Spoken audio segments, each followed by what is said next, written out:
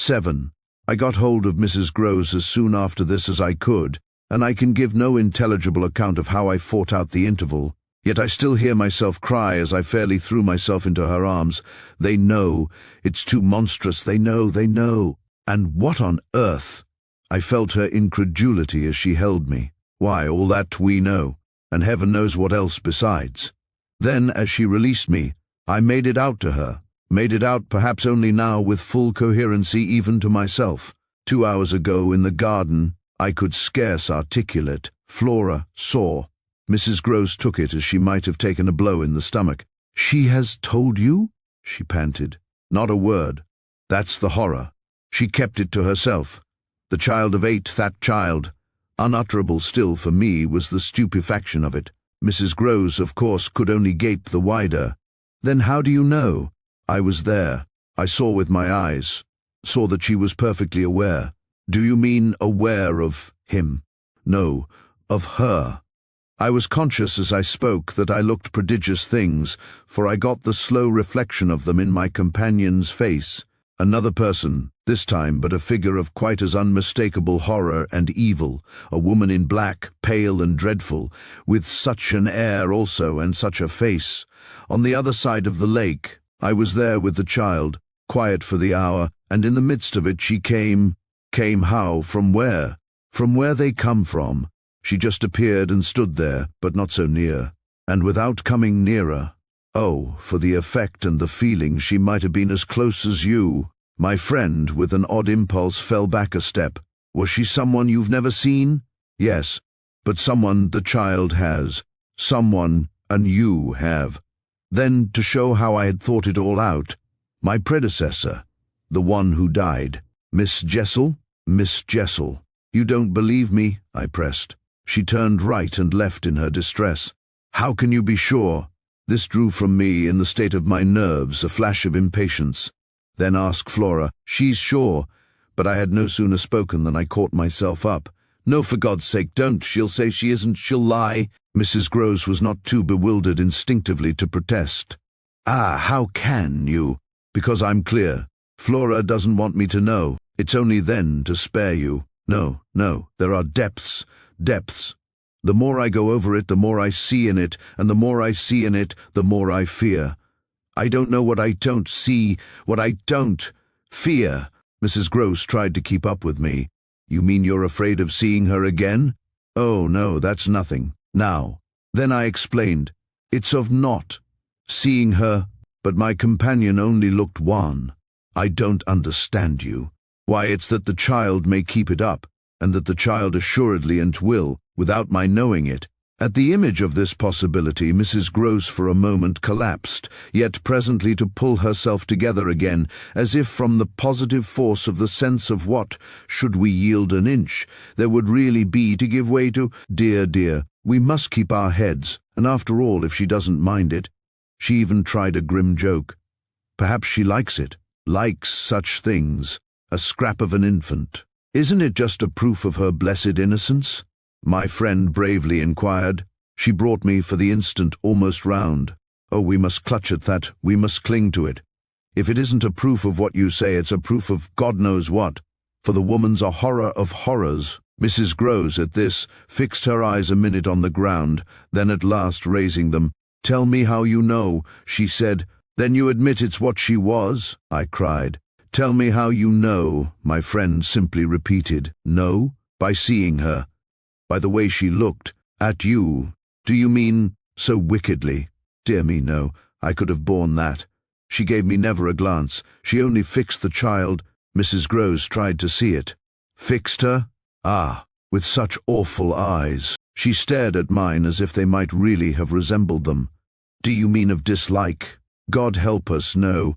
Of something much worse. Worse than dislike? This left her indeed at a loss, with a determination, indescribable, with a kind of fury of intention. I made her turn pale. Intention. To get hold of her. Mrs. Groves, her eyes just lingering on mine, gave a shudder and walked to the window, and while she stood there looking out, I completed my statement. That's what Flora knows. After a little she turned round. The person was in black, you say? In mourning. Rather poor. almost shabby. But yes, with extraordinary beauty. I now recognized what I had at last, stroke by stroke, brought the victim of my confidence, for she quite visibly weighed this. Oh, handsome, very, very, I insisted, wonderfully handsome. But infamous, she slowly came back to me. Miss Jessel was infamous. She once more took my hand in both her own, holding it as tight as if to fortify me against the increase of alarm I might draw from this disclosure. They were both infamous, she finally said. So for a little we faced it once more together, and I found absolutely a degree of help in seeing it now so straight. I appreciate, I said, the great decency of your not having hitherto spoken, but the time has certainly come to give me the whole thing. She appeared to assent to this, but still only in silence, seeing which I went on. I must have it now. Of what did she die? Come, there was something between them. There was everything. In spite of the difference, of their rank, their condition, she brought it woefully out. She was a lady. I turned it over. I again saw. Yes, she was a lady. And he so dreadfully below, said Mrs. Groves. I felt that I doubtless needn't press too hard in such company on the place of a servant in the scale, but there was nothing to prevent an acceptance of my companion's own measure of my predecessor's abasement. There was a way to deal with that, and I dealt, the more readily for my full vision, on the evidence of our employer's late clever, good-looking own man, impudent, assured, spoiled, depraved. The fellow was a hound, Mrs. Groves considered, as if it were perhaps a little a case for a sense of shades. I've never seen one like him. He did what he wished. With her, with them all. It was as if now in my friend's own eyes Miss Jessel had again appeared. I seemed at any rate for an instant to see their evocation of her as distinctly as I had seen her by the pond, and I brought out with decision, it must have been also what she wished. Mrs. Groves's face signified that it had been indeed, but she said at the same time, poor woman, she paid for it. Then you do know what she died of? I asked. No, I know nothing. I wanted not to know. I was glad enough I didn't, and I thanked heaven she was well out of this. Yet you had then your idea of her real reason for leaving? Oh yes, as to that. She couldn't have stayed. Fancy it here for a governess. And afterward I imagined, and I still imagine. And what I imagine is dreadful. Not so dreadful as what to do, I replied, on which I must have shown her, as I was indeed but too conscious, a front of miserable defeat. It brought out again all her compassion for me, and at the renewed touch of her kindness my power to resist broke down. I burst, as I had the other time made her burst, into tears. She took me to her motherly breast, and my lamentation overflowed. I don't do it, I sobbed in despair. I don't save or shield them. It's far worse than I dreamed. They're lost. 8. What I had said to Mrs. Groves was true enough. There were in the matter I had put before her depths and possibilities that I lacked resolution to sound, so that when we met once more in the wonder of it, we were of a common mind about the duty of resistance to extravagant fancies. We were to keep our heads if we should keep nothing else, difficult indeed as that might be in the face of what, in our prodigious experience, was least to be questioned. Late that night, while the house slept, we had another talk in my room, when she went all the way with me as to its being beyond doubt that I had seen exactly what I had seen. To hold her perfectly in the pinch of that, I found I had only to ask her how, if I had made it up, I came to be able to give of each of the persons appearing to me a picture disclosing to the last detail their special marks, a portrait on the exhibition of which she had instantly recognized and named them. She wished, of course, small blame to her, to sink the whole subject, and I was quick to assure her that my own interest in it had now violently taken the form of a search for the way to escape from it. I encountered her on the ground of a probability that with recurrence, for recurrence we took for granted, I should get used to my danger, distinctly professing that my personal exposure had suddenly become the least of my discomforts. It was my new suspicion that was intolerable, and yet even to this complication the later hours of the day had brought a little ease. On leaving her, after my first outbreak, I had of course returned to my pupils, associating the right remedy for my dismay with that sense of their charm which I had already found to be a thing I could positively cultivate, and which had never failed me yet. I had simply, in other words, plunged afresh into Flora's special society, and there become aware, it was almost a luxury, that she could put her little conscious hand straight upon the spot that ached. She had looked at me in sweet speculation, and then had accused me to my face of having cried. I had supposed I had brushed away the ugly signs, but I could literally, for the time at all events, rejoice under this fathomless charity that they had not entirely disappeared, to gaze into the depths of blue of the child's eyes and pronounce their loveliness a trick of premature cunning was to be, guilty of a cynicism in preference to which I naturally preferred to abjure my judgment and, so far as might be my agitation, I couldn't abjure for merely wanting to, but I could repeat to Mrs. Groves, as I did there, over and over, in the small hours, that with their voices in the air, their pressure on one's heart, and their fragrant faces against one's cheek, everything fell to the ground, but their incapacity and their beauty. It was a pity that somehow, to settle this once for all, I had equally to re-enumerate the signs of subtlety that, in the afternoon by the lake, had made a miracle of my show of self-possession. It was a pity to be obliged to re-investigate the certitude of the moment itself, and repeat how it had come to me as a revelation that the inconceivable communion I then surprised was a matter, for either party, of habit. It was a pity that I should have had to quaver out again the reasons for my not having, in my delusion, so much as questioned that the little girl saw our visitant even as I actually saw Mrs. Groves herself, and that she wanted, by just so much as she did thus see, to make me suppose she didn't, and at the same time, without showing anything, arrive at a guess as to whether I myself did. It was a pity that I needed once more to describe the portentous little activity by which she sought to divert my attention, the perceptible increase of movement, the greater intensity of play, the singing, the gabbling of nonsense, and the invitation to romp. Yet if I had not indulged, to prove there was nothing in it, in this review, I should have missed the 2 or 3 dim elements of comfort that still remained to me. I should not, for instance, have been able to asseverate to my friend that I was certain, which was so much to the good, that I at least had not betrayed myself. I should not have been prompted, by stress of need, by desperation of mind, I scarce know what to call it, to invoke such further aid to intelligence as might spring from pushing my colleague fairly to the wall. She had told me, bit by bit under pressure, a great deal, but a small shifty spot on the wrong side of it all still sometimes brushed my brow like the wing of a bat. And I remember how on this occasion, for the sleeping house and the concentration alike of our danger and our watch seemed to help, I felt the importance of giving the last jerk to the curtain. I don't believe anything so horrible. I recollect saying, "No, let us put it definitely, my dear, that I don't. But if I did, you know, there's a thing I should require now, just without sparing you the least bit more. Oh, not a scrap, come, to get out of you. What was it you had in mind when, in our distress, before Miles came back, over the letter from his school, you said, under my insistence, that you didn't pretend for him that he had not literally and ever been bad? He has, or not she, literally, ever. In these weeks that I myself have lived with him, and so closely watched him, he has been an imperturbable little prodigy of delightful, lovable goodness.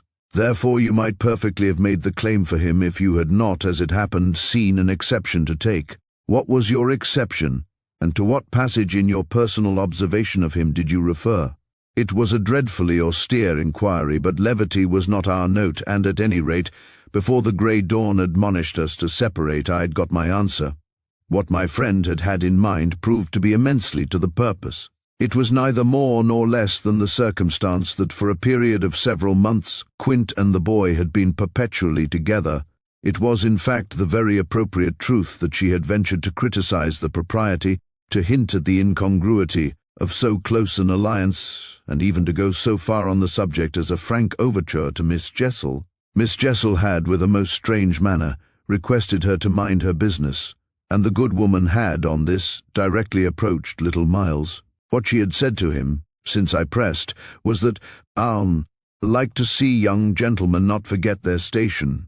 I pressed again, of course, at this. You reminded him that Quint was only a base menial, as you might say, and it was his answer, for one thing, that was bad, and, for another thing, I waited.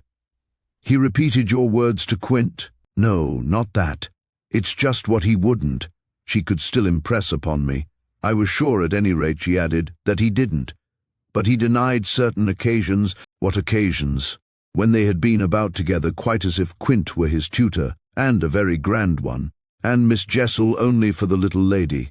When he had gone off with the fellow, I mean, and spent hours with him, he then prevaricated about it. He said he hadn't. Her assent was clear enough to cause me to add, in a moment, I see. He lied. Oh, Mrs. Groves mumbled. This was a suggestion that it didn't matter, which indeed she backed up by a further remark.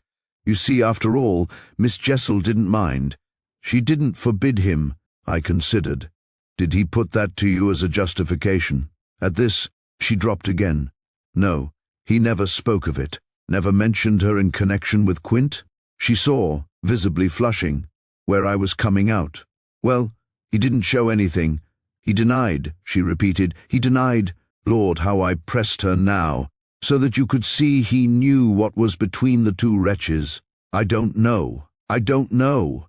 The poor woman groaned. You do know, you dear thing, I replied. Only you haven't my dreadful boldness of mind, and you keep back out of timidity and modesty, and delicacy, even the impression that, in the past, when you had, without my aid, to flounder about in silence, most of all made you miserable. But I shall get it out of you yet. There was something in the boy that suggested to you, I continued, that he covered and concealed their relation. Oh, he couldn't prevent your learning the truth, I dare say. But heavens, I fell with vehemence a thinking what it shows that they must to that extent have succeeded in making of him. Ah, nothing that's not nice now, Mrs. Groves lugubriously pleaded. I don't wonder you looked queer, I persisted, when I mentioned to you the letter from his school. I doubt if I looked as queer as you, she retorted with homely force. And if he was so bad then as that comes to, how is he such an angel now? Yes, indeed, and if he was a fiend at school, how? Well, I said in my torment, you must put it to me again, but I shall not be able to tell you for some days, only put it to me again. I cried in a way that made my friends stare. There are directions in which I must not for the present let myself go. Meanwhile I returned to her first example, the one to which she had just previously referred, of the boy's happy capacity for an occasional slip. If Quint, on your remonstrance at the time you speak of, was a base menial, one of the things Miles said to you, I find myself guessing, was that you were another. Again her admission was so adequate that I continued, and you forgave him that? Wouldn't you? Oh, yes, and we exchanged there, in the stillness, a sound of the oddest amusement. Then I went on, at all events, while he was with the man. Miss Flora was with the woman. It suited them all. It suited me too, I felt, only too well, by which I mean that it suited exactly the particularly deadly view I was in the very act of forbidding myself to entertain, but I so far succeeded in checking the expression of this view that I will throw, just here, no further light on it than may be offered by the mention of my final observation to Mrs. Groves. His having lied and been impudent are, I confess, less engaging specimens than I had hoped to have from you of the outbreak in him of the little natural man. Still, I mused, they must do, for they make me feel more than ever that I must watch. It made me blush the next minute to see in my friend's face how much more unreservedly she had forgiven him. Then her anecdote struck me as presenting to my own tenderness an occasion for doing. This came out when, at the schoolroom door, she quitted me. Surely you don't accuse him of carrying on an intercourse that he conceals from me? Ah, remember that, until further evidence, I now accuse nobody. Then, before shutting her out to go by another passage to her own place, I must just wait, I wound up, Ikes. I waited, and the days as they elapsed took something from my consternation. A very few of them, in fact, passing in constant sight of my pupils without a fresh incident, sufficed to give to grievous fancies and even to odious memories a kind of brush of the sponge. I have spoken of the surrender to their extraordinary childish grace as a thing I could actively cultivate, and it may be imagined if I neglected now to address myself to this source for whatever it would yield. Stranger than I can express, certainly, was the effort to struggle against my new lights. It would doubtless have been, however, a greater tension still had it not been so frequently successful. I used to wonder how my little charges could help guessing that I thought strange things about them, and the circumstances that these things only made them more interesting was not by itself a direct aid to keeping them in the dark. I trembled lest they should see that they were so immensely more interesting. Putting things at the worst, at all events, as in meditation I so often did, any clouding of their innocence could only be, blameless and foredoomed as they were, a reason the more for taking risks. There were moments when, by an irresistible impulse, I found myself catching them up and pressing them to my heart. As soon as I had done so, I used to say to myself, "What will they think of that? Doesn't it betray too much?" It would have been easy to get into a sad, wild tangle about how much I might betray, but the real account, I feel, of the hours of peace that I could still enjoy was that the immediate charm of my companions was a beguilement, still effective even under the shadow of the possibility that it was studied. For if it occurred to me that I might occasionally excite suspicion by the little outbreaks of my sharper passion for them, so too I remember wondering if I mightn't see a queerness in the traceable increase of their own demonstrations. They were at this period extravagantly and preternaturally fond of me, which, after all, I could reflect, was no more than a graceful response in children perpetually bowed over and hugged. The homage of which they were so lavish succeeded in truth for my nerves, quite as well as if I never appeared to myself, as I may say, literally to catch them at a purpose in it. They had never, I think, wanted to do so many things for their poor protectress, though they got their lessons better and better, which was naturally what would please her most, in the way of diverting, entertaining, surprising her, reading her passages, telling her stories, acting her charades, pouncing out at her, in disguises, as animals and historical characters, and above all astonishing her by the pieces they had secretly got by heart and could interminably recite. I should never get to the bottom, were I to let myself go even now, of the prodigious private commentary, all under still more private correction, with which in these days I overscored their full hours. They had shown me from the first a facility for everything, a general faculty which, taking a fresh start, achieved remarkable flights. They got their little tasks as if they loved them, and indulged, from the mere exuberance of the gift, in the most unimposed little miracles of memory. They not only popped out at me as tigers and as Romans, but as Shakespeareans, astronomers, and navigators. This was so singularly the case that it had presumably much to do with the fact as to which, at the present day, I am at a loss for a different explanation. I allude to my unnatural composure on the subject of another school for miles. What I remember is that I was content not, for the time, to open the question, and that contentment must have sprung from the sense of his perpetually striking show of cleverness. He was too clever for a bad governess, for a parson's daughter, to spoil, and the strangest, if not the brightest thread in the pensive embroidery I just spoke of was the impression I might have got, if I had dared to work it out, that he was under some influence operating in his small intellectual life as a tremendous incitement. If it was easy to reflect, however, that such a boy could postpone school, it was at least as marked that for such a boy to have been kicked out by a schoolmaster was a mystification without end. Let me add that in their company now, and I was careful almost never to be out of it, I could follow no scent very far. We lived in a cloud of music and love and success and private theatricals. The musical sense in each of the children was of the quickest, but the elder in especial had a marvelous knack of catching and repeating.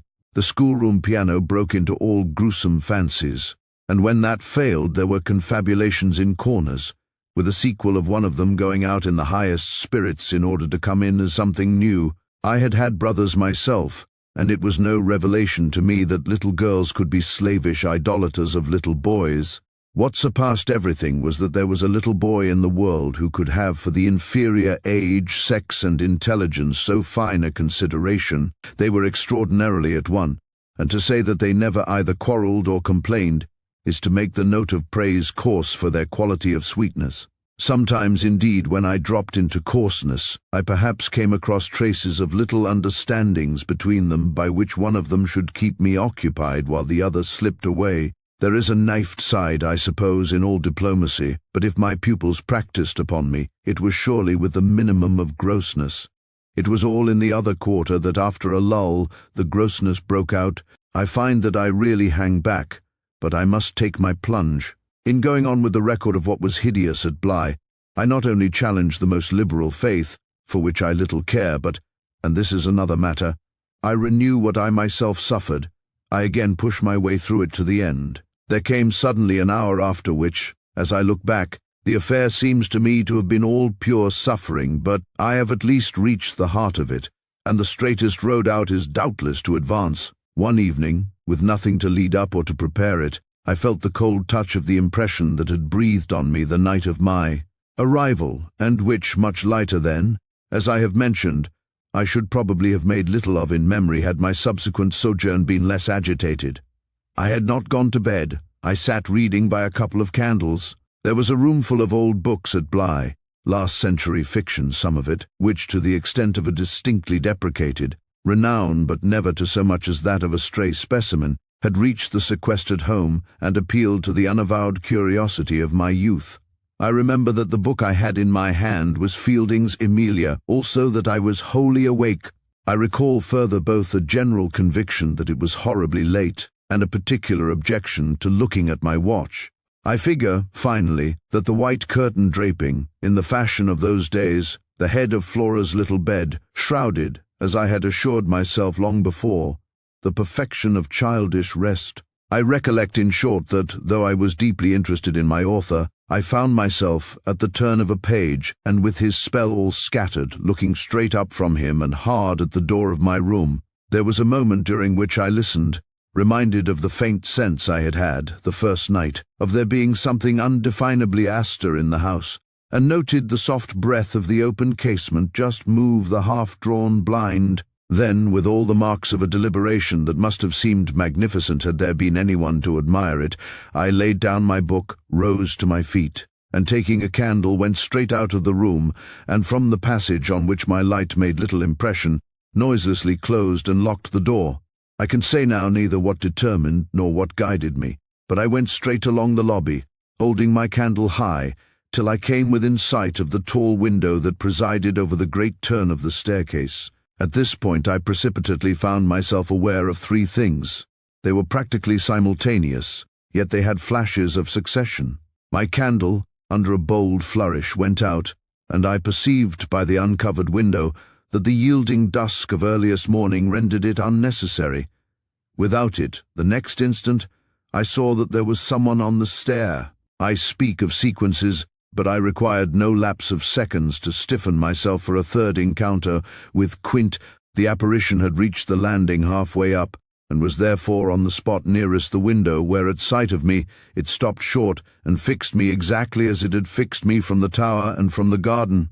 He knew me as well as I knew him, and so, in the cold, faint twilight, with a glimmer in the high glass and another on the polish of the oak stair below, we faced each other in our common intensity. He was absolutely, on this occasion, a living, detestable, dangerous presence. But that was not the wonder of wonders. I reserved this distinction for quite another circumstance, the circumstance that dread had unmistakably quitted me, and that there was nothing in me there that didn't meet and measure him. I had plenty of anguish after that extraordinary moment, but I had, thank God, no terror. And he knew I had not. I found myself at the end of an instant magnificently aware of this. I felt in a fierce rigour of confidence that if I stood my ground a minute I should cease, for the time at least, to have him to reckon with.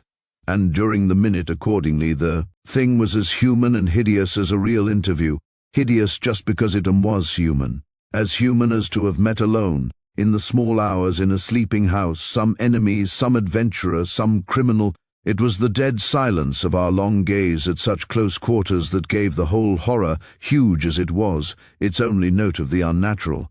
If I had met a murderer in such a place and at such an hour, we still at least would have spoken. Something would have passed, in life, between us. If nothing had passed, one of us would have moved. The moment was so prolonged that it would have taken but little more to make me doubt if even he were in life.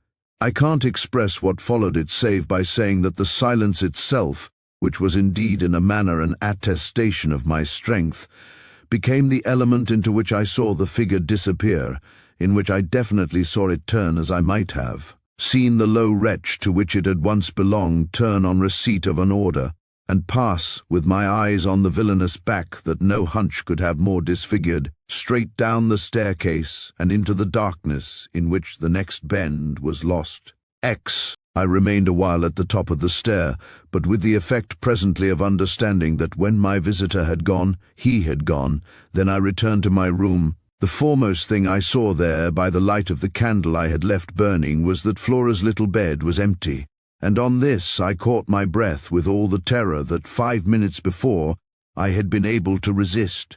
I dashed at the place in which I had left her lying, and over which, for the small silk counterpane and the sheets were disarranged, the white curtains had been deceivingly pulled forward then. My step, to my unutterable relief, produced an answering sound. I perceived an agitation of the window blind, and the child, ducking down, emerged rosily from the other side of it. She stood there in so much of her candour and so little of her nightgown, with her pink bare feet and the golden glow of her curls. She looked intensely grave, and I had never had such a sense of losing an advantage acquired, the thrill of which had just been so prodigious, as on my consciousness that she addressed me with a reproach. "You naughty, where have you been?" Instead of challenging her own irregularity, I found myself arraigned and explaining. She herself explained, for that matter, with the loveliest, eagerest simplicity. She had known suddenly, as she lay there, that I was out of the room, and had jumped up to see what had become of me. I had dropped, with the joy of her reappearance, back into my chair, feeling then, and then only, a little faint, and she had pattered straight over to me, thrown herself upon my knee, given herself to be held with the flame of the candle full in the wonderful little face that was still flushed with sleep. I remember closing my eyes an instant, yieldingly, consciously, as before the excess of something beautiful that shone out of the blue of her own. "You were looking for me out of the window," I said. "You thought I might be walking in the grounds? Well, you know, I thought someone was—" She never blanched as she smiled out that at me. Oh, how I looked at her now. "And did you see anyone?" "Ah, no," she returned, almost with the full privilege of childish inconsequence, resentfully, though with a long sweetness in her little drawl of the negative. At that moment, in the state of my nerves, I absolutely believed she lied, and if I once more closed my eyes, it was before the dazzle of the 3 or 4 possible ways in which I might take this up. One of these for a moment tempted me with such singular intensity that, to withstand it, I must have gripped my little girl with a spasm that, wonderfully, she submitted to without a cry or a sign of fright. Why not break out at her on the spot and have it all over? Give it to her straight in her lovely little lighted face. You see, you know that you do, and that you already quite suspect I believe it, therefore, why not frankly confess it to me, so that we may at least live with it together and learn, perhaps, in the strangeness of our fate, where we are and what it means? This solicitation dropped, alas, as it came. If I could immediately have succumbed to it, I might have spared myself, well, you'll see what. Instead of succumbing, I sprang again to my feet, looked at her bed, and took a helpless middle way. "Why did you pull the curtain over the place to make me think you were still there?" Flora luminously considered, after which, with her little divine smile, "Because I don't like to frighten you." "But if I had, by your idea, gone out?"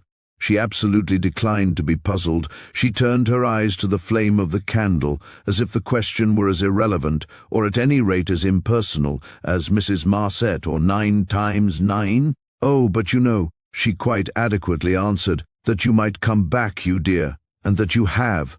And after a little, when she had got into bed, I had, for a long time, by almost sitting on her to hold her hand, to prove that I recognized the pertinence of my return. You may imagine the general complexion from that moment of my nights. I repeatedly sat up till I didn't know when. I selected moments when my roommate unmistakably slept, and stealing out, took noiseless turns in the passage and even pushed as far as to where I had last met Quint. But I never met him there again, and I may as well say at once that I on no other occasion saw him in the house. I just missed, on the staircase on the other hand, a different adventure. Looking down it from the top, I once recognized the presence of a woman seated on one of the lower steps with her back presented to me, her body half bowed and her head in an attitude of woe in her hands. I had been there but an instant, however, when she vanished without looking round at me. I knew, nonetheless, exactly what dreadful face she had to show, and I wondered whether, if instead of being above I had been below, I should have had for going up the same nerve I had lately shown Quint. Well, there continued to be plenty of chance for nerve. On the 11th night after my latest encounter with that gentleman, they were all numbered now, I had an alarm that perilously skirted it, and that indeed, from the particular quality of its unexpectedness, proved quite my sharpest shock. It was precisely the first night during this series that, weary with watching, I had felt that I might again, without laxity, lay myself down at my old hour. I slept immediately, and as I afterward knew, till about 1 o'clock, but when I woke it was to sit straight up, as completely roused as if a hand had shook me. I had left a light burning, but it was now out, and I felt an instant certainty that Flora had extinguished it. This brought me to my feet and straight, in the darkness, to her bed, which I found she had left. A glance at the window enlightened me further, and the striking of a match completed the picture. The child had again got up, this time blowing out the taper, and had again, for some purpose of observation or response, squeezed in behind the blind and was peering out into the night. That she now saw, as she had not, I had satisfied myself the previous time, was proved to me by the fact that she was disturbed neither by my re-illumination, nor by the haste I made to get into slippers and into a wrap. Hidden, protected, absorbed, she evidently rested on the sill, the casement opened forward, and gave herself up. There was a great still moon to help her, and this fact had counted in my quick decision. She was face to face with the apparition we had met at the lake, and could now communicate with it as she had not then been able to do. What I, on my side, had to care for was, without disturbing her, to reach from the corridor, some other window in the same quarter. I got to the door without her hearing me. I got out of it, closed it, and listened, from the other side, for some sound from her. While I stood in the passage, I had my eyes on her brother's door, which was but 10 steps off, and which indescribably produced in me a renewal of the strange impulse that I lately spoke of as my temptation. What if I should go straight in and march to his window? What if, by risking to his boyish bewilderment a revelation of my motive, I should throw across the rest of the mystery the long halter of my boldness? This thought held me sufficiently to make me cross to his threshold and pause again. I preternaturally listened. I figured to myself what might portentously be. I wondered if his bed were also empty and he too was secretly at watch. It was a deep, soundless minute, at the end of which my impulse failed. He was quiet. He might be innocent. The risk was hideous. I turned away. There was a figure in the grounds, a figure prowling for a sight, the visitor with whom Flora was engaged. But it was not the visitor most concerned with my boy. I hesitated afresh, but on other grounds and only for a few seconds. Then I had made my choice. There were empty rooms at Bly, and it was only a question of choosing the right one. The right one suddenly presented itself to me as the lower one, though high above the gardens, in the solid corner of the house that I have spoken of as the old tower. This was a large, square chamber, arranged with some state as a bedroom, the extravagant size of which made it so inconvenient that it had not for years, though kept by Mrs. Groves in exemplary order, been occupied. I had often admired it, and I knew my way about in it. I had only, after just faltering at the first chill gloom of its disuse, to pass across it and unbolt as quietly as I could one of the shutters. Achieving this transit, I uncovered the glass without a sound and, applying my face to the pane, was able, the darkness without being much less than within, to see that I commanded the right direction. Then I saw something more. The moon made the night extraordinarily penetrable, and showed me on the lawn a person, diminished by distance, who stood there motionless and as if fascinated, looking up to where I had appeared, looking, that is, not so much straight at me as at something that was apparently above me. There was clearly another person above me. There was a person on the tower, but the presence on the lawn was not in the least what I had conceived and had confidently hurried to meet. The presence on the lawn, I felt sick as I made it out, was poor little Miles himself. 11. It was not till late next day that I spoke to Mrs. Groves, the rigour with which I kept my pupils in sight making it often difficult to meet her privately, and the more as we each felt the importance of not provoking, on the part of the servants quite as much as on that of the children, any suspicion of a secret flurry or that of a discussion of mysteries. I drew a great security in this particular from her mere smooth aspect. There was nothing in her fresh face to pass on to others my horrible confidences. She believed me. I was sure, absolutely. If she hadn't, I don't know what would have become of me, for I couldn't have borne the business alone. But she was a magnificent monument to the blessing of a want of imagination, and if she could see in our little charges nothing but their beauty and amiability, their happiness and cleverness, she had no direct communication with the sources of my trouble. If they had been at all visibly blighted or battered, she would doubtless have grown, on tracing it back, haggard enough to match them. As matters stood, however, I could feel her. When she surveyed them, with her large white arms folded and the habit of serenity in all her look, thanked the Lord's mercy that if they were ruined the pieces would still serve. Flights of fancy gave place, in her mind, to a steady fireside glow, and I had already begun to perceive how, with the development of the conviction that, as time went on without a public accident, our young things could, after all, look out for themselves, she addressed her greatest solicitude to the sad case presented by their instructress. That, for myself, was a sound simplification. I could engage that, to the world my face should tell no tales, but it would have been, in the conditions, an immense added strain to find myself anxious about hers. At the hour I now speak of, she had joined me, under pressure, on the terrace, where, with the lapse of the season, the afternoon sun was now agreeable, and we sat there together while before us at a distance, but within call if we wished, the children strolled to and fro in one of their most manageable moods. They moved slowly in unison below us over the lawn, the boy, as they went, reading aloud from a storybook and passing his arm round his sister to keep her quite in touch. Mrs. Gross watched them with positive placidity. Then I caught the suppressed intellectual creak with which she conscientiously turned to take from me a view of the back of the tapestry. I had made her a receptacle of lurid things, but there was an odd recognition of my superiority, my accomplishments and my function.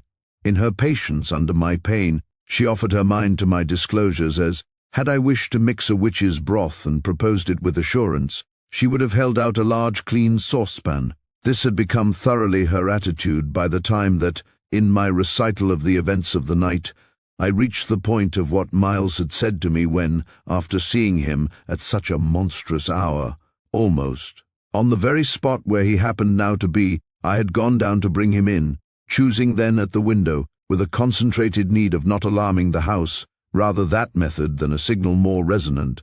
I had left her meanwhile in little doubt of my small hope of representing with success, even to her actual sympathy, my sense of the real splendor of the little inspiration with which, after I had got him into the house, the boy met my final articulate challenge. As soon as I appeared in the moonlight on the terrace, he had come to me as straight as possible, on which I had taken his hand without a word and led him. Through the dark spaces, up the staircase where Quint had so hungrily hovered for him, along the lobby where I had listened and trembled, and so to his forsaken room. Not a sound on the way had passed between us, and I had wondered, oh how I had wondered, if he were groping about in his little mind for something plausible and not too grotesque. It would tax his invention, certainly, and I felt this time over his real embarrassment a curious thrill of triumph. It was a sharp trap for the inscrutable. He couldn't play any longer at innocence, so how the deuce would he get out of it? There beat in me, indeed, with the passionate throb of this question, an equal dumb appeal as to how the deuce a name should. I was confronted at last, as never yet, with all the risk attached even now to sounding my own horrid note. I remember, in fact, that as we pushed into his little chamber, where the bed had not been slept in at all, and the window, uncovered to the moonlight, made the place so clear that there was no need of striking a match, I remember how I suddenly dropped, sank upon the edge of the bed from the force of the idea that he must know how he really, as they say, had me. He could do what he liked, with all his cleverness to help him, so long as I should continue to defer to the old tradition of the criminality of those caretakers of the young who minister to superstitions and fears. He had me indeed, and in a cleft stick. For who would ever absolve me, who would consent that I should go unhung, if, by the faintest tremor of an overture, I were the first to introduce into our perfect intercourse an element so dire? No, it was useless to attempt to convey to Mrs. Groves, just as it is scarcely less so to attempt to suggest here how, in our short, stiff brush in the dark, he fairly shook me with admiration. I was, of course, thoroughly kind and merciful. Never yet had I placed on his little shoulders hands of such tenderness as those with which, while I rested against the bed, I held him there well under fire. I had no alternative but, in form at least, to put it to him, "You must tell me now, and all the truth. What did you go out for? What were you doing there?" I can still see his wonderful smile, the whites of his beautiful eyes, and the uncovering of his little teeth shine to me in the dusk. "If I tell you why, will you understand?" My heart at this leaped into my mouth. Would he tell me why? I found no sound on my lips to press it, and I was aware of replying only with a vague, repeated, grimacing nod. He was gentleness itself, and while I wagged my head at him, he stood there more than ever, a little fairy prince. It was his brightness indeed that gave me a respite. Would it be so great if he were really going to tell me? "Well," he said at last, "just exactly in order that you should do this." "Do what?" "Think me, for a change, bad." I shall never forget the sweetness and gaiety with which he brought out the word, nor how, on top of it, he bent forward and kissed me. It was practically the end of everything. I met his kiss, and I had to make, while I folded him for a minute in my arms, the most stupendous effort not to cry. He had given exactly the account of himself that permitted least of my going behind it, and it was only with the effect of confirming my acceptance of it that, as I presently glanced about the room, I could say, "Then you didn't undress at all?" He fairly glittered in the gloom. "Not at all." I sat up and read. "And when did you go down?" "At midnight. When I'm bad, I'm bad." I see, it's charming. But how could you be sure I would know it?" "Oh, I arranged that with Flora." His answers rang out with a readiness. "She was to get up and look out, which is what she did do. It was I who fell into the trap. So she disturbed you, and to see what she was looking at, you also looked, you saw, while you," I concurred, "caught your death in the night air." He literally bloomed so from this exploit that he could afford radiantly to assent.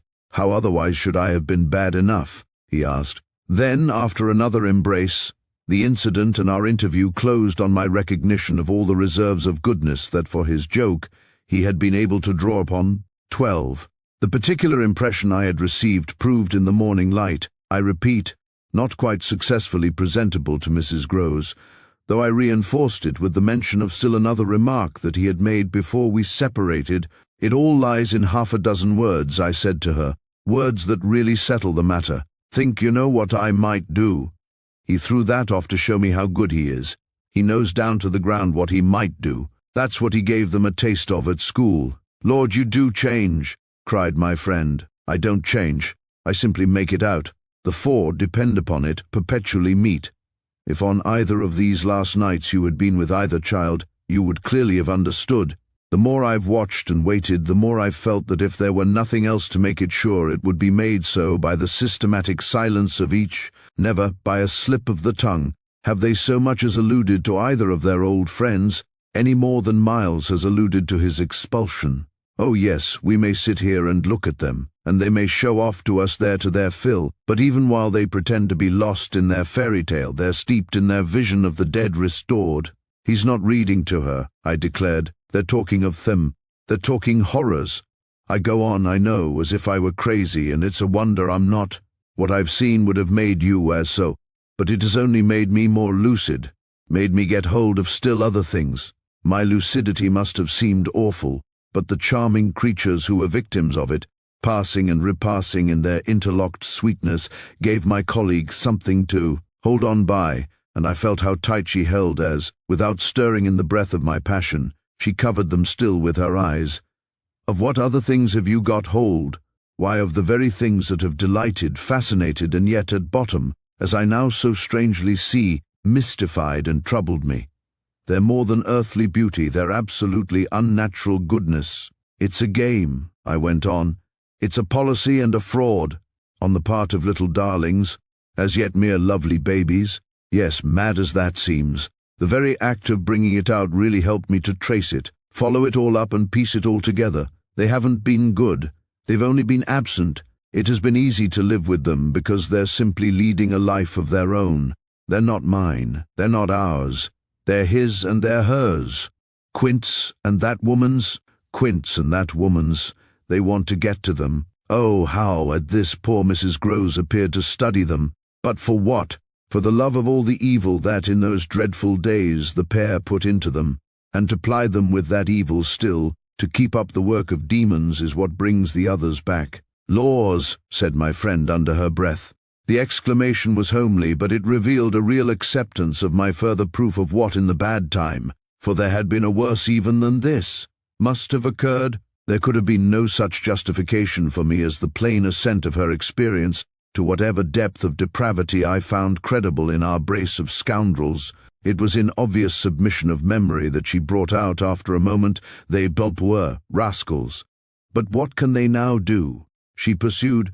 "Do?" I echoed so loud that Miles and Flora, as they passed at their distance, paused an instant in their walk and looked at us. "Don't they do enough?" I demanded in a lower tone, while the children, having smiled and nodded and kissed hands to us, resumed their exhibition. We were held by it a minute. Then I answered, "They can destroy them." At this my companion did turn, but the inquiry she launched was a silent one, the effect of which was to make me more explicit. "They don't know as yet quite how, but they're trying hard. They're seen only across, as it were, and beyond. In strange places and on high places, the top of towers, the roof of houses, the outside of windows, the further edge of pools, but there's a deep design on either side to shorten the distance and overcome the obstacle, and the success of the tempters is only a question of time. They've only to keep to their suggestions of danger, for the children to come, and perish in the attempt."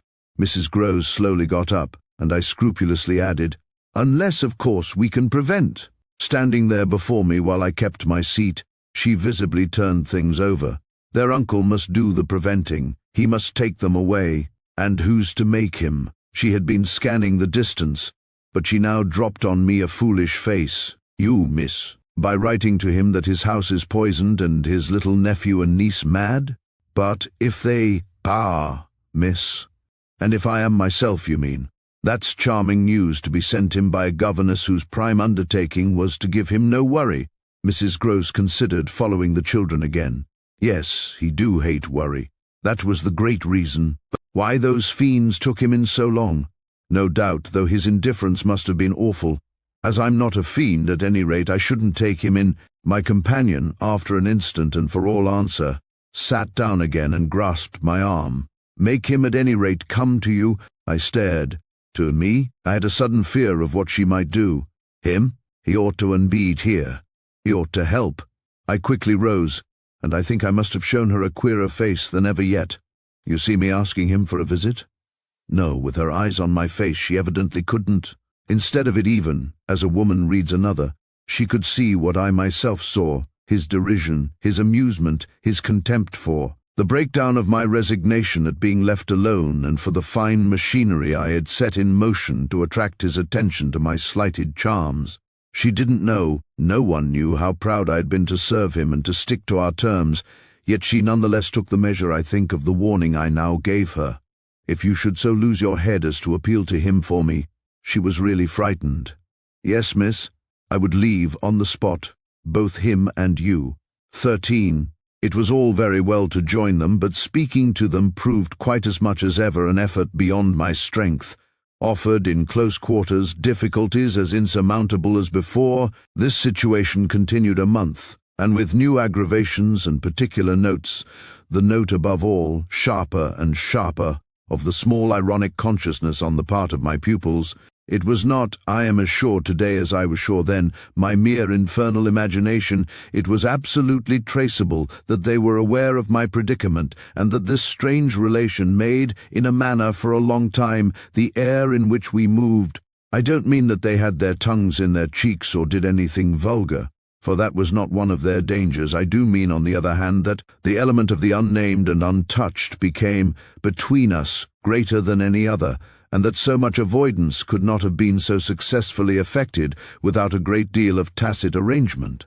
It was as if at moments we were perpetually coming into sight of subjects before which we must stop short, turning suddenly out of alleys that we perceived to be blind, closing with a little bang that made us look at each other, for, like all bangs, it was something louder than we had intended.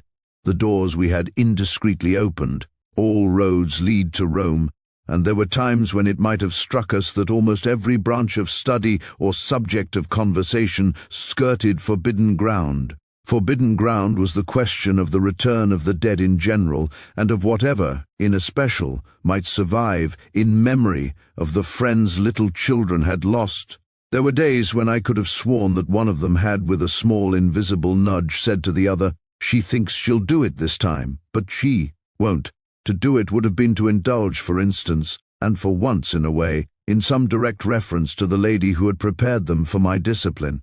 They had a delightful, endless appetite for passages in my own history, to which I had again and again treated them. They were in possession of everything that had ever happened to me, had with every circumstance the story of my smallest adventures and of those of my brothers and sisters, and of the cat and the dog at home, as well as many particulars of the eccentric nature of my father, of the furniture and arrangement of our house, and of the conversation of the old women of our village.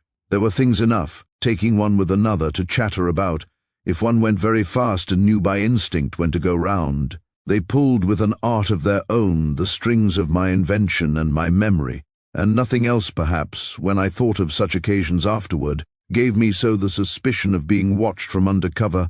It was in any case over min life, and mine past, and mine and friends alone, that we could take anything like our ease. A state of affairs that led them sometimes without the least pertinence to break out into sociable reminders. I was invited, with no visible connection, to repeat afresh Goody Gosling's celebrated Mortain, or to confirm the details already supplied as to the cleverness of the vicarage pony. It was partly at such junctures as these, and partly at quite different ones, that, with the turn my matters had now taken, my predicament, as I have called it, grew most sensible. The fact that the days passed for me without another encounter ought, it would have appeared, to have done something towards soothing my nerves. Since the light brush that second night on the upper landing, of the presence of a woman at the foot of the stair, I had seen nothing, whether in or out of the house, that one had better not have seen. There was many a corner round which I expected to come upon Quint, and many a situation that, in a merely sinister way, would have favoured the appearance of Miss Jessel. The summer had turned, the summer had gone, the autumn had dropped upon Bly and had blown out half our lights. The place, with its grey sky and withered garlands, its bared spaces and scattered dead leaves, was like a theatre after the performance, all strewn with crumpled playbills. There were exactly states of the air, conditions of sound and of stillness, unspeakable impressions of the kind of ministering moment that brought back to me, long enough to catch it, the feeling of the medium in which, that June evening out of doors, I had had my first sight of Quint, and in which too, at those other instants, I had, after seeing him through the window, looked for him in vain in the circle of shrubbery. I recognized the signs, the portents, I recognized the moment, the spot, but they remained unaccompanied and empty, and I continued unmolested, if unmolested one could call a young woman whose sensibility had, in the most extraordinary fashion, not declined but deepened. I had said in my talk with Mrs. Gross on that horrid scene of Flora's by the lake, and had perplexed her by so saying, that it would from that moment distress me much more to lose my power than to keep it. I had then expressed what was vividly in my mind, the truth that, whether the children really saw or not, since, that is, it was not yet definitely proved, I greatly preferred, as a safeguard, the fullness of my own exposure. I was ready to know the very worst that was to be known. What I had then had an ugly glimpse of was that my eyes might be sealed just while theirs were most opened. Well, my eyes were sealed, it appeared at present, a consummation for which it seemed blasphemous not to thank God. There was, alas, a difficulty about that. I would have thanked him with all my soul, had I not had in a proportionate measure this conviction of the secret of my pupils. How can I retrace today the strange steps of my obsession? There were times of our being together when I would have been ready to swear that, literally in my presence, but with my direct sense of it closed, they had visitors who were known and were welcome. Then it was that, Had I not been deterred by the very chance that such an injury might prove greater than the injury to be averted, my exultation would have broken out. They're here, you little wretches," I would have cried, "and you can't deny it now." The little wretches denied it with all the added volume of their sociability and their tenderness, in just the crystal depths of which, like the flash of a fish in a stream, the mockery of their advantage peeped up. The shock, in truth, had sunk into me still deeper than I knew on the night when, looking out to see either Quint or Miss Jessel under the stars, I had beheld the boy over whose rest I watched, and who had immediately brought in with him, had straightway there turned it on me, the lovely upward look with which, from the battlements above me, the hideous apparition of Quint had played. If it was a question of a scare, my discovery on this occasion had scared me more than any other, and it was in the condition of nerves produced by it that I made my actual inductions. They harassed me so that sometimes, at odd moments, I shut myself up audibly to rehearse.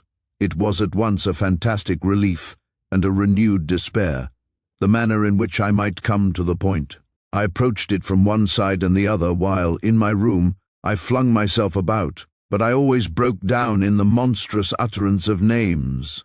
As they died away on my lips, I said to myself that I should indeed help them to represent something infamous, if, by pronouncing them, I should violate as rare a little case of instinctive delicacy as any schoolroom, probably, had ever known. When I said to myself, "Fay, say, have the manners to be silent, and you, trusted as you are, the baseness to speak," I felt myself crimson, and I covered my face with my hands.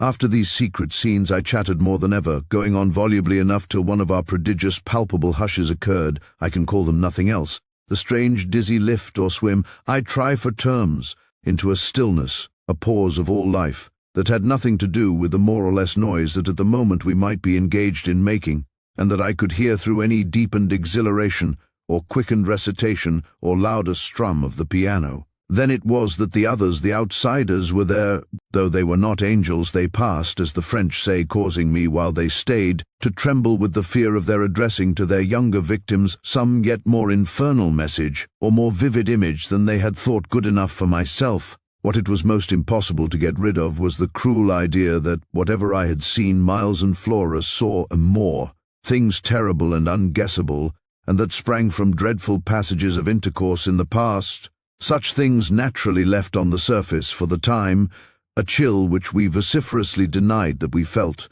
and we had, all three, with repetition got into such splendid training that we went each time almost automatically to mark the close of the incident through the very same movements. It was striking of the children, at all events, to kiss me inveterately with a kind of wild irrelevance, and never to fail, one or the other, of the precious question that had helped us through many a peril. "When do you think he will come? Don't you think we taught to write?" There was nothing like that inquiry, we found by experience, for carrying off an awkwardness. He, of course, was their uncle in Harley Street, and we lived in much profusion of theory that he might at any moment arrive to mingle in our circle. It was impossible to have given less encouragement than he had done to such a doctrine, but if we had not had the doctrine to fall back upon, we should have deprived each other of some of our finest exhibitions. He never wrote to them. That may have been selfish, but it was a part of the flattery of his trust of me, for the way in which a man pays his highest tribute to a woman is apt to be but by the more festal celebration of one of the sacred laws of his comfort, and I held that I carried out the spirit of the pledge given not to appeal to him when I let my charges understand that their own letters were but charming literary exercises. They were too beautiful to be posted. I kept them myself. I have them all to this hour. This was a rule indeed which only added to the satiric effect of my being plied with the supposition that he might at any moment be among us. It was exactly as if my charges knew how almost more awkward than anything else that might be for me. There appears to me, moreover, as I look back, no note in all this more extraordinary than the mere fact that, in spite of my tension, and of their triumph, I never lost patience with them. Adorable they must in truth have been, I now reflect, that I didn't in these days hate them. Would exasperation, however, if relief had longer been postponed, finally have betrayed me? It little matters, for relief arrived. I call it relief, though it was only the relief that a snap brings to a strain, or the burst of a thunderstorm to a day of suffocation. It was at least change, and it came with a rush. Civ. Walking to church a certain Sunday morning, I had little Miles at my side and his sister, in advance of us and at Mrs. Grose's, well in sight. It was a crisp, clear day, the first of its order for some time. The night had brought a touch of frost, and the autumn air, bright and sharp, made the church bells almost gay. It was an odd accident of thought that I should have happened at such a moment to be particularly and very gratefully struck with the obedience of my little charges. Why did they never resent my inexorable, my perpetual society? Something or other had brought nearer home to me that I had all but pinned the boy to my shawl, and that, in the way our companions were marshalled before me, I might have appeared to provide against some danger of rebellion. I was like a gaoler with an eye to possible surprises and escapes. But all this belonged, I mean their magnificent little surrender, just to the special array of the facts that were most abysmal, turned out for Sunday by his uncle's tailor, who had had a free hand and a notion of pretty waistcoats, and of his grand little heir, Miles's whole title to independence. The rights of his sex and situation were so stamped upon him that if he had suddenly struck for freedom, I should have had nothing to say. I was by the strangest of chances wondering how I should meet him, when the revolution unmistakably occurred. I call it a revolution because I now see how, with the word he spoke, the curtain rose on the last act of my dreadful drama, and the catastrophe was precipitated. "Look here, my dear, you know," he charmingly said, "when in the world, please, am I going back to school?" Transcribed here, the speech sounds harmless enough, particularly as uttered in the sweet, high, casual pipe with which, at all interlocutors, but above all at his eternal governess, he threw off intonations as if he were tossing roses. There was something in them that always made one catch, and I caught, at any rate now so effectually that I stopped as short as if one of the trees of the park had fallen across the road. There was something new on the spot between us, and he was perfectly aware that I recognized it, though, to enable me to do so, he had no need to look a whit less candid and charming than usual. I could feel in him how he already, from my at first finding nothing to reply, perceived the advantage he had gained. I was so slow to find anything that he had plenty of time, after a minute, to continue with his suggestive but inconclusive smile. "You know, my dear, that for a fellow to be with a lady always—" His "my dear" was constantly on his lips for me, and nothing could have expressed more the exact shade of the sentiment with which I desired to inspire my pupils than its fond familiarity. It was so respectfully easy, but oh, how I felt that at present I must pick my own phrases. I remember that, to gain time, I tried to laugh, and I seemed to see in the beautiful face with which he watched me how ugly and queer I looked. "And always with the same lady?" I returned. He neither blanched nor winked. The whole thing was virtually out between us. "Ah, of course, she's a jolly, perfect lady, but after all I'm a fellow, don't you see? That's, well, getting on." I lingered there with him an instant ever so kindly. "Yes, you're getting on." Oh, but I felt helpless. I have kept to this day the heartbreaking little idea of how he seemed to know that, and to play with it. And you can't say I've not been awfully good, can you? I laid my hand on his shoulder, for though I felt how much better it would have been to walk on, I was not yet quite able. "No, I can't say that, Miles, except just that one night, you know, that one night. I couldn't look as straight as he. Why, when I went out of the house, oh yes. But I forget what you did it for." "You forget?" He spoke with the sweet extravagance of childish reproach. "Why, it was to show you I could." "Oh, yes, you could. And I can again. I felt that I might, perhaps, after all, succeed in keeping my wits about me." "Certainly. But you won't—" "No, not that again. It was nothing. It was nothing," I said.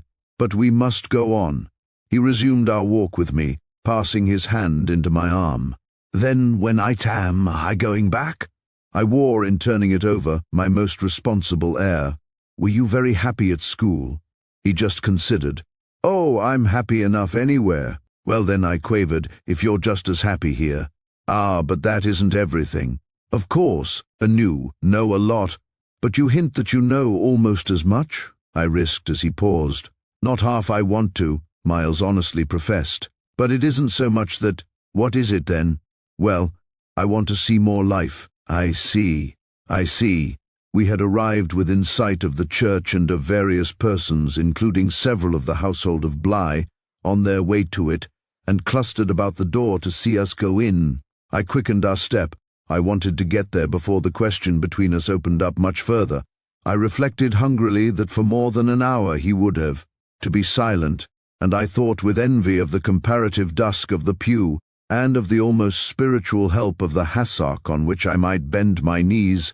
I seemed literally to be running a race with some confusion to which he was about to reduce me, but I felt that he had got in first when, before we had even entered the churchyard, he threw out, "I want my own sort." It literally made me bound forward. "There are not many of your own sort, Miles," I laughed, "unless perhaps dear little Flora. You really compare me to a baby girl?" This found me singularly weak. "Don't you then, our love, our sweet Flora?" "If I didn't, and you too if I didn't," he repeated as if retreating for a jump, yet leaving his thought so unfinished that, after we had come into the gate, another stop, which he imposed on me by the pressure of his arm, had become inevitable.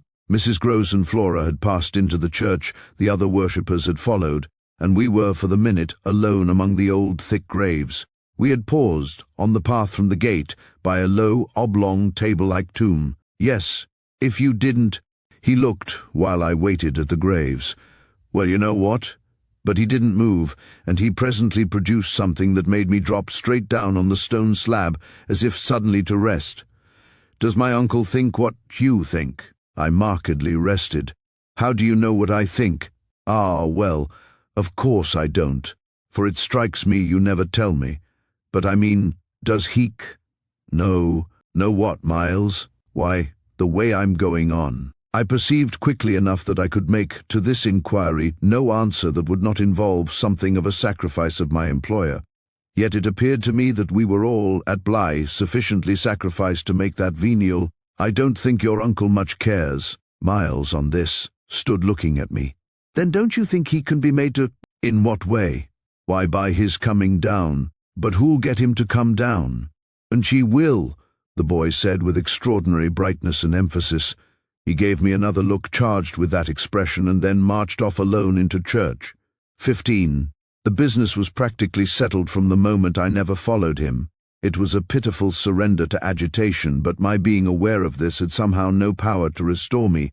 I only sat there on my tomb and read into what my little friend had said to me the fullness of its meaning, by the time I had grasped the whole, of which I had also embraced, for absence, the pretext that I was ashamed to offer my pupils and the rest of the congregations such an example of delay.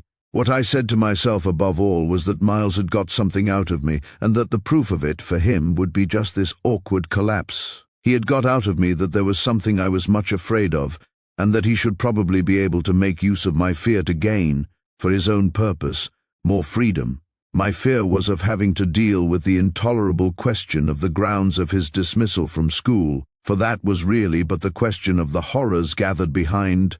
That his uncle should arrive to treat with me of these things was a solution that, strictly speaking, I ought now to have desired to bring on, but I could so little face the ugliness and the pain of it that I simply procrastinated and lived from hand to mouth. The boy, to my deep discomposure, was immensely in the right, was in a position to say to me, "Either you clear up with my guardian, the mystery of this interruption of my studies, or you cease to expect me to lead with you a life that's so unnatural for a boy." What was so unnatural for the particular boy I was concerned with was this sudden revelation of a consciousness and a plan. That was what really overcame me, what prevented my going in. I walked round the church, hesitating, hovering. I reflected that I had already, with him, hurt myself beyond repair. Therefore I could patch up nothing, and it was too extreme an effort to squeeze beside him into the pew. He would be so much more sure than ever to pass his arm into mine and make me sit there for an hour in close silent contact with his commentary on our talk. For the first minute since his arrival I wanted to get away from him. As I paused beneath the high east window and listened to the sounds of worship, I was taken with an impulse that might master me. I felt, completely should I give it the least encouragement, I might easily put an end to my predicament by getting away altogether. Here was my chance. There was no one to stop me. I could give the whole thing up, turn my back and retreat. It was only a question of hurrying again, for a few preparations, to the house which the attendance at church of so many of the servants would practically have left unoccupied. No one, in short, could blame me if I should just drive desperately off. What was it to get away if I got away only till dinner? That would be in a couple of hours, at the end of which I had the acute prevision my little pupils would play at innocent wonder about my non-appearance in their train. What did you do, you naughty bad thing? Why in the world to worry us so, and take our thoughts off too, don't you know? Did you desert us at the very door? I couldn't meet such questions, nor, as they asked them, their false little lovely eyes. Yet it was also exactly what I should have to meet, that, as the prospect grew sharp to me, I at last let myself go. I got, so far as the immediate moment was concerned, away. I came straight out of the churchyard, and thinking hard, retraced my steps through the park. It seemed to me that by the time I reached the house I had made up my mind I would fly. The Sunday stillness both of the approaches and of the interior, in which I met no one, fairly excited me with a sense of opportunity. Were I to get off quickly, this way, I should get off without a scene, without a word. My quickness would have to be remarkable, however, and the question of a conveyance was the great one to settle. Tormented in the hall, with difficulties and obstacles, I remember sinking down at the foot of the staircase, suddenly collapsing there on the lowest step, and then, with a revulsion, recalling that it was exactly where more than a month before, in the darkness of night and just so bowed with evil things, I had seen the spectre of the most horrible of women. At this I was able to straighten myself. I went the rest of the way up I made, in my bewilderment, for the schoolroom, where there were objects belonging to me that I should have to take, but I opened the door to find again, in a flash, my eyes unsealed. In the presence of what I saw, I reeled straight back upon my resistance. Seated at my own table in clear noonday light, I saw a person whom, without my previous experience, I should have taken at the first blush for some housemaid who might have stayed at home to look after the place, and who, availing herself of rare relief from observation, and of the schoolroom table, and my pens, ink, and paper, had applied herself to the considerable effort of a letter to her sweetheart. There was an effort in the way that, while her arms rested on the table, her hands with evident weariness supported her head. But at the moment I took this in, I had already become aware that, in spite of my entrance, her attitude strangely persisted. Then it was, with the very act of its announcing itself, that her identity flared up in a change of posture. She rose, not as if she had heard me, but with an indescribable grand melancholy of indifference and detachment, and, within a dozen feet of me, stood there as my vile predecessor. Dishonored and tragic she was all before me, but even as I fixed and, for memory, secured it, the awful image passed away. Dark as midnight in her black dress, her haggard beauty and her unutterable woe, she had looked at me long enough to appear to say that her right to sit at my table was as good as mine to sit at hers. While these instants lasted, indeed, I had the extraordinary chill of feeling that it was I who was the intruder. It was as a wild protest against it that, actually addressing her, "You terrible, miserable woman," I heard myself break into a sound that, by the open door, rang through the long passage and the empty house.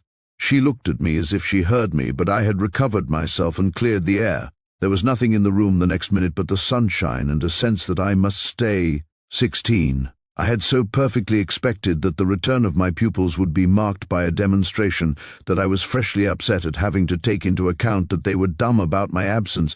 Instead of gaily denouncing and caressing me, they made no allusion to my having failed them, and I was left for the time, on perceiving that she too said nothing, to study Mrs. Grose's odd face. I did this to such purpose that I made sure they had in some way bribed her to silence. A silence that, however, I would engage to break down on the first private opportunity. This opportunity came before tea. I secured 5 minutes with her in the housekeeper's room, where, in the twilight, amid a smell of lately baked bread, but with the place all swept and garnished, I found her sitting in pained placidity before the fire.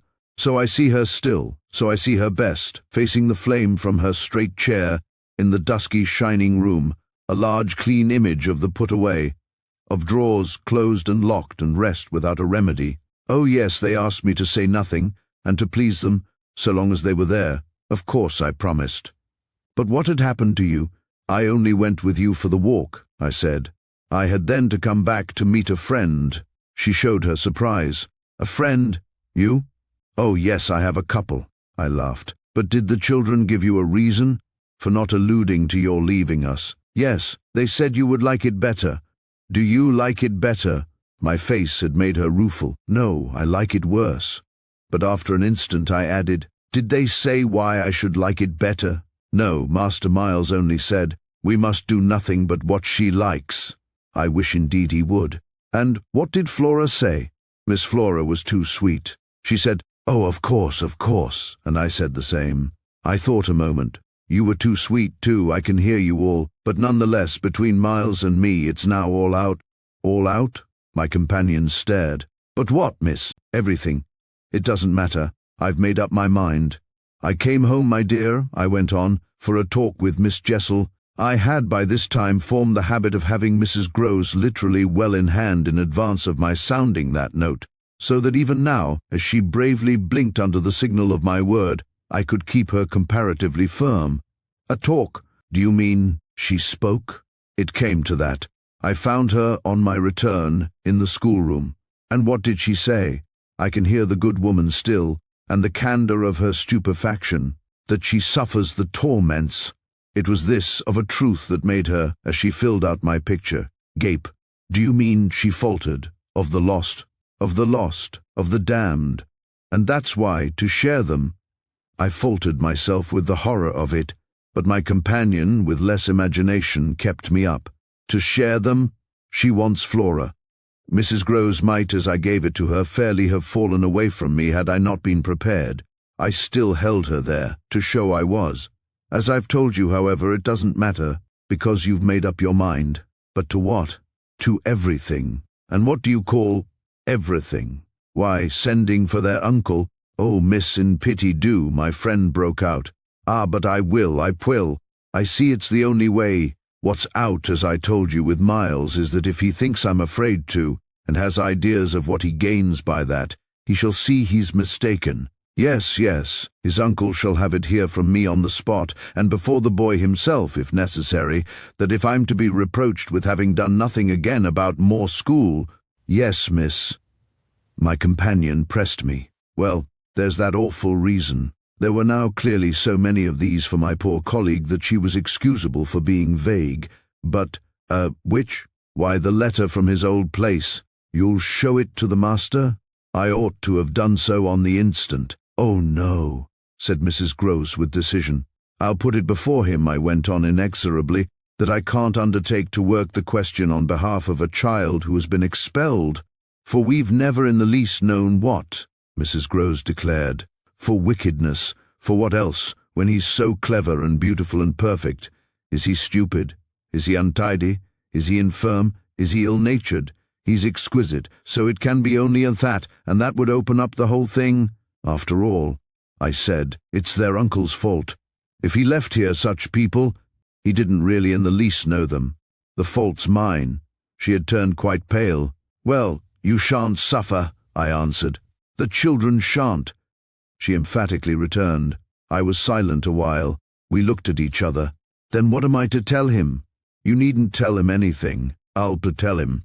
I measured this. Do you mean you'll write? Remembering she couldn't, I caught myself up. How do you communicate? I tell the bailiff. Writes. And should you like him to write our story? My question had a sarcastic force that I had not fully intended, and it made her, after a moment, inconsequently break down. The tears were again in her eyes. Miss, you write? Well, tonight, I at last answered, and on this we separated. Extinct, I went so far in the evening as to make a beginning. The weather had changed back, a great wind was abroad, and beneath the lamp in my room, with Flora at peace beside me, I sat for a long time before a blank sheet of paper and listened to the lash of the rain and the batter of the gusts. Finally I went out, taking a candle. I crossed the passage and listened a minute at Miles's door. What, under my endless obsession, I had been impelled to listen for was some betrayal of his not being at rest, and I presently caught one, but not in the form I had expected. His voice tinkled out. I say, you there, come in. It was a gaiety in the gloom. I went in with my light and found him in bed, very wide awake, but very much at his ease. Well, what are you up to? he asked with a grace of sociability in which it occurred to me that Mrs. Groves, had she been present, might have looked in vain for proof that anything was out. I stood over him with my candle. "How did you know I was there?" "Why, of course I heard you. Did you fancy you made no noise? You're like a troop of cavalry." He beautifully laughed. "Then you weren't asleep?" "Not much.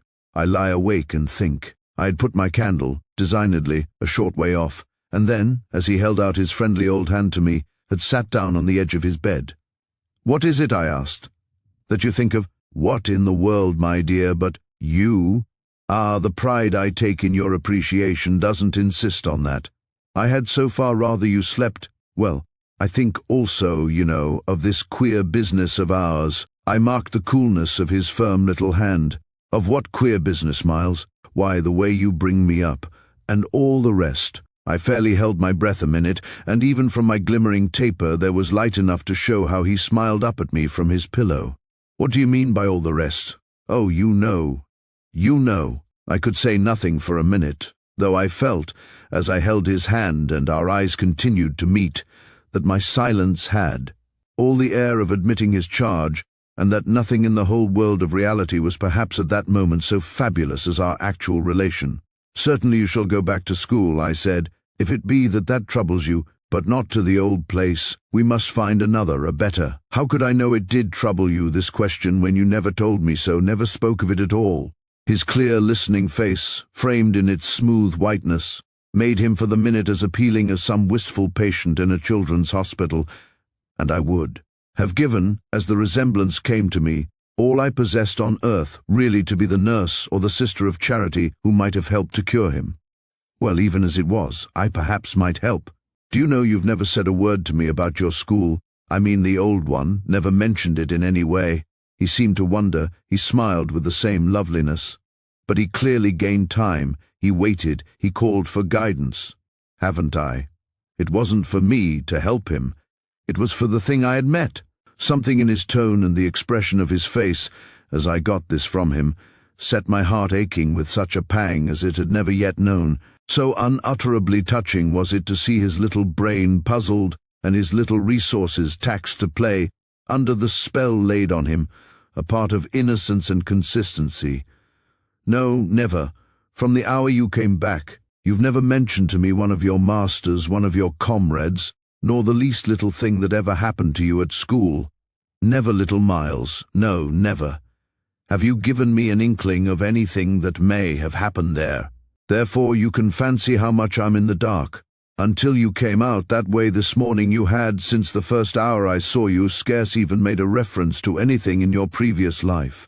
You seemed so perfectly to accept the present. It was extraordinary how my absolute conviction of his secret precocity, or whatever I might call the poison of an influence that I dared but half to phrase, made him, in spite of the faint breath of his inward trouble, appear as accessible as an older person, imposed him almost as an intellectual equal. "I thought you wanted to go on as you are." It struck me that at this he just faintly coloured. He gave, at any rate, like a convalescent slightly fatigued, a languid shake of his head. I don't. I want to get away." "You're tired of Bly?" "Oh no, I like Bly." "Well then." "Oh, you know what a boy wants." I felt that I didn't know so well as Miles, and I took temporary refuge. "You want to go to your uncle?" Again at this, with his sweet ironic face, he made a movement on the pillow. "Ah, you can't get off with that." I was silent a little, and it was I now, I think, who changed colour. "My dear, I don't want to get off." "You can't, even if you do. You can't." He lay beautifully staring. "My uncle must come down, and you must completely settle things. If we do," I returned with some spirit, "you may be sure it will be to take you quite away." "Well, don't you understand that that's exactly what I'm working for? You'll have to tell him about the way you've let it all drop. You'll have to tell him a tremendous lot." The exultation with which he uttered this helped me somehow for the instant to meet him rather more. "And how much will you, Miles, have to tell him?" "There are things he'll ask you." He turned it over. "Very likely. But what things?" "The things you've never told me. To make up his mind what to do with you. He can't send you back." "Oh, I don't want to go back," he broke in. "I want a new field." He said it with admirable serenity, with positive, unimpeachable gaiety. and doubtless it was that very note that most evoked for me the poignancy, the unnatural childish tragedy of his probable reappearance at the end of 3 months with all this bravado and still more dishonor.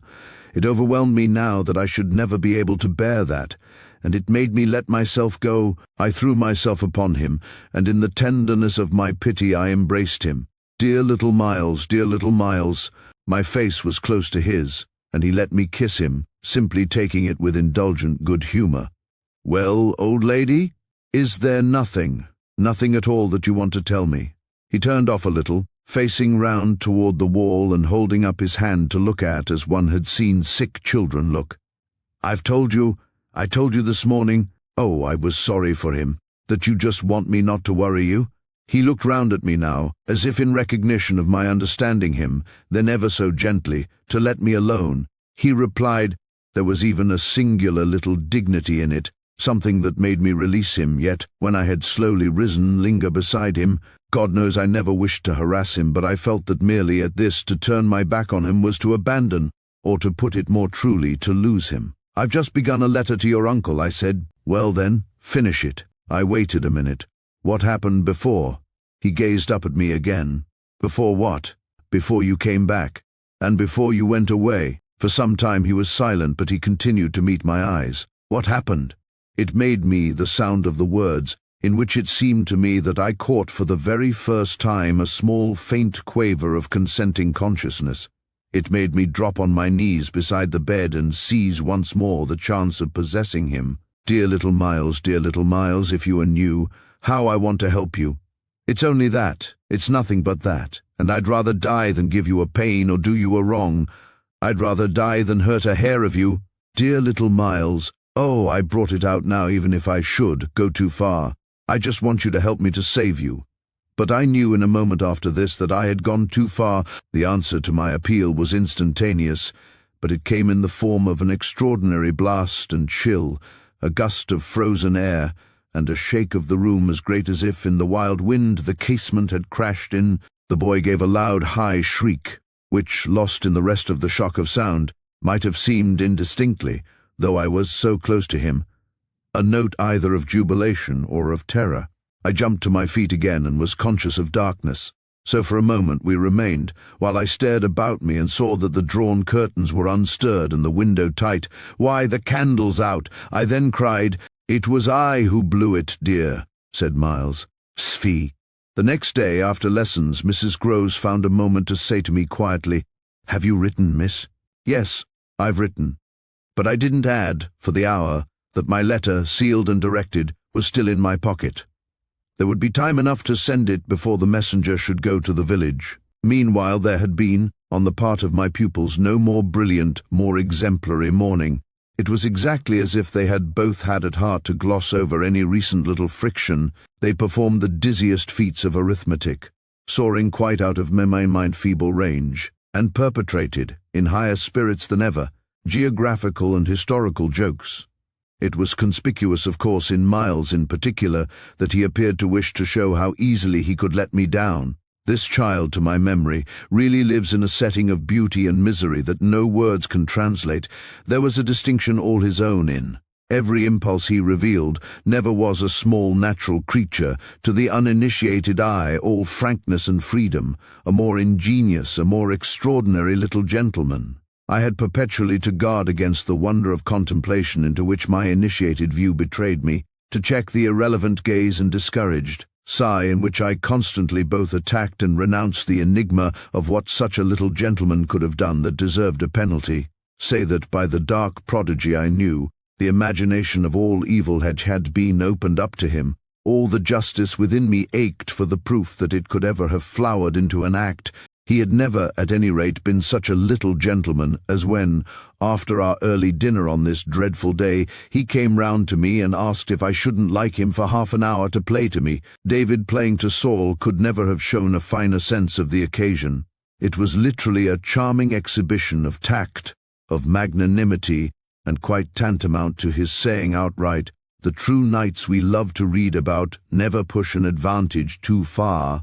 "I know what you mean now. You mean that, to be let alone yourself and not followed up, You'll cease to worry and spy upon me, won't keep me so close to you, will let me go and come. Well, I come, you see, but I don't go. There'll be plenty of time for that. I do really delight in your society, and I only want to show you that I contended for a principle. It may be imagined whether I resisted this appeal, or failed to accompany him again, hand in hand, to the schoolroom. He sat down at the old piano and played as he had never played, and if there are those who think he had better have been kicking a football, I can only say that I wholly agree with them. For at the end of a time that under his influence I had quite ceased to measure, I started up with a strange sense of having literally slept at my post.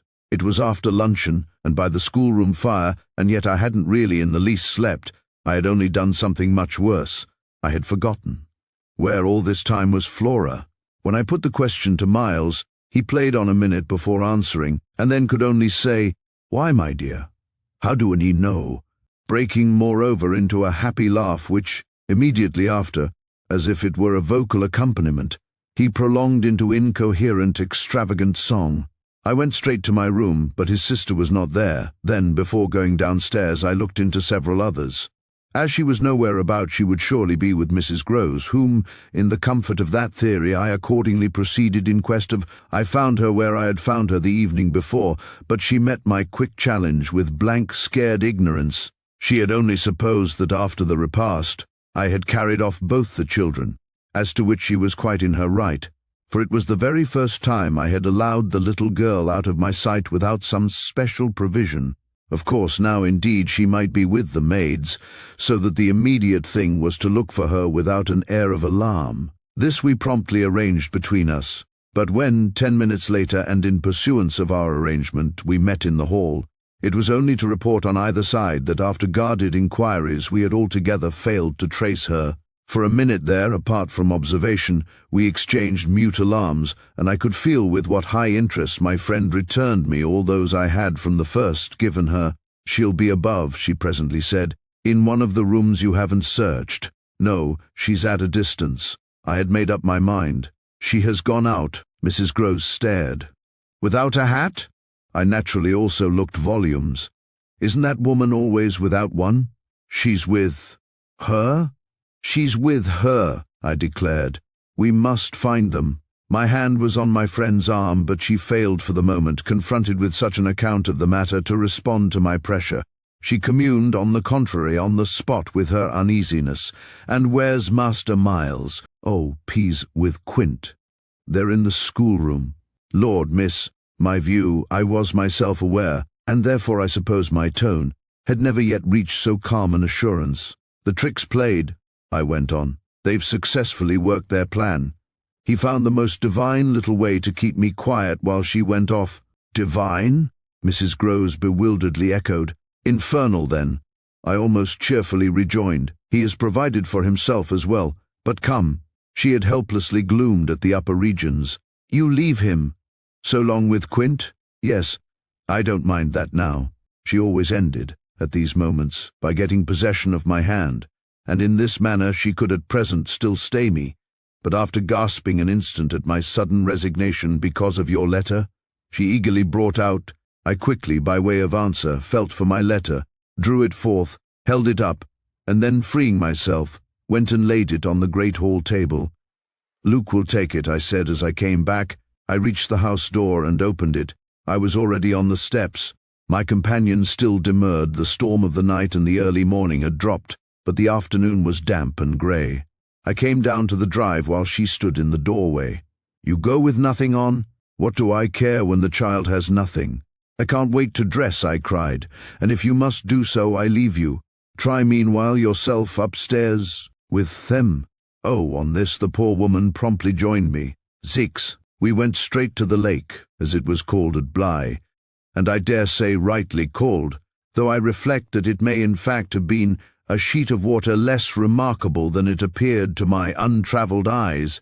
My acquaintance with sheets of water was small, and the pool of Bly, at all events on the few occasions of my consenting, under the protection of my pupils, to affront its surface in the old flat-bottomed boat moored there for our use, had impressed me both with its extent and its agitation. The usual place of embarkation was half a mile from the house, but I had an intimate conviction that, wherever Flora might be, she was not near home. She had not given me the slip for any small adventure, and, since the day of the very great one that I had shared with her by the pond, I had been aware, in our walks, of the quarter to which she most inclined. This was why I had now given to Mrs. Groce's steps so marked a direction that made her, when she perceived it, oppose a resistance that showed me she was freshly mystified. "You're going to the water, miss? You think she's in?" "She may be, though the depth is, I believe, nowhere very great, but what I judge most likely is that she's on the spot from which the other day we saw together what I told you, when she pretended not to see, with that astounding self-possession. I've always been sure she wanted to go back alone, and now her brother has managed it for her." Mrs. Groves still stood where she had stopped. "You suppose they really talk of them?" I could meet this with a confidence. "They say things that, if we heard them, would simply appall us. And if she is there—" "Yes? Then Miss Jessel is, beyond a doubt. You shall see." "Oh, thank you," my friend cried, planted so firm that, taking it in, I went straight on without her. By the time I reached the pool, however, she was close behind me, and I knew that, whatever, to her apprehension, might befall me, the exposure of my society struck her as her least danger. She exhaled a moan of relief as we at last came in sight of the greater part of the water, without a sight of the child. There was no trace of Flora on that nearer side of the bank where my observation of her had been most startling, and none on the opposite edge where, save for a margin of some 20 yards, a thick copse came down to the water. The pond, oblong in shape, had a width so scant compared to its length that, with its ends out of view, it might have been taken for a scant river. We looked at the empty expanse, and then I felt the suggestion of my friend's eyes. I knew what she meant, and I replied with a negative headshake. "No, wait. She has taken the boat." My companion stared at the vacant mooring place and then again across the lake. "Then where is it?" "Our not seeing it is the strongest of proofs. She has used it to go over, and then has managed to hide it. All alone." "That child?" "She's not alone. And at such times she's not a child. She's an old woman." I scanned all the visible shore while Mrs. Groves took again into the queer element I offered her, one of her plunges of submission. Then I pointed out that the boat might perfectly be in a small refuge formed by one of the recesses of the pool, an indentation masked, for the hither side, by a projection of the bank and by a clump of trees growing close to the water. "But if the boat's there, where on earth's she?" my colleague anxiously asked. "That's exactly what we must learn." And I started to walk further. "By going all the way round, certainly far as it is, it will take us but 10 minutes, but it's far enough to have made the child prefer not to walk. She went straight over." "Laws!" cried my friend again. The chain of my logic was ever too much for her. It dragged her at my heels even now, and when we had got halfway round, a devious, tiresome process on ground much broken and by a path choked with overgrowth, I paused to give her breath. I sustained her with a grateful arm, assuring her that she might hugely help me, and this started us afresh, so that in the course of but few minutes more we reached a point from which we found the boat to be where I had supposed it. It had been intentionally left as much as possible out of sight, and was tied to one of the stakes of a fence that came, just there, down to the brink, and that had been an assistance to disembarking. I recognized, as I looked at the pair of short, thick oars, quite safely drawn up, the prodigious character of the feat. For a little girl, but I had lived by this time too long among wonders, and had panted to too many livelier measures. There was a gate in the fence, through which we passed, and that brought us, after a trifling interval, more into the open. "Then, there she is!" we both exclaimed at once. Flora, a short way off, stood before us on the grass and smiled as if her performance was now complete. The next thing she did, however, was to stoop straight down and pluck, quite as if it were all she was there for, a big, ugly spray of withered fern. I instantly became sure she had just come out of the copse. She waited for us, not herself taking a step, and I was conscious of the rare solemnity with which we presently approached her. She smiled, and we met, but it was all done in a silence by this time flagrantly ominous. Mrs. Groves was the first to break the spell. She threw herself on her knees and, drawing the child to her breast, clasped in a long embrace the little tender, yielding body. While this dumb convulsion lasted, I could only watch it, which I did the more intently when I saw Flora's face peep at me over our companion's shoulder. It was serious now. The flicker had left it, but it strengthened the pang with which I at that moment envied Mrs. Grows the simplicity of human relation. Still, all this while, nothing more passed between us save that Flora had let her foolish fern again drop to the ground. What she and I had virtually said to each other was that pretexts were useless now. When Mrs. Groves finally got up, she kept the child's hand, so that the two were still before me, and the singular reticence of our communion was even more marked in the frank look she launched me. "I'll be hanged," it said, "if I'll speak." It was Flora who, gazing all over me in candid wonder, was the first. She was struck with our bareheaded aspect. "Why, where are your things?" "Where yours are, my dear," I promptly returned. She had already got back her gaiety, and appeared to take this as an answer quite sufficient. "And where's Miles?" she went on. There was something in the small valor of it that quite finished me. These 3 words from her were, in a flash like the glitter of a drawn blade, the jostle of the cup that my hand for weeks and weeks had held high and full to the brim, that now, even before speaking, I felt overflow in a deluge. "I'll tell you if you'll tell me," I heard myself say, then heard the tremor in which it broke. "Well, what?" Mrs. Gros's suspense blazed at me, but it was too late now, and I brought the thing out handsomely. "Where, my pet, is Miss Jessel?" XX. Just as in the churchyard with Miles, the whole thing was upon us.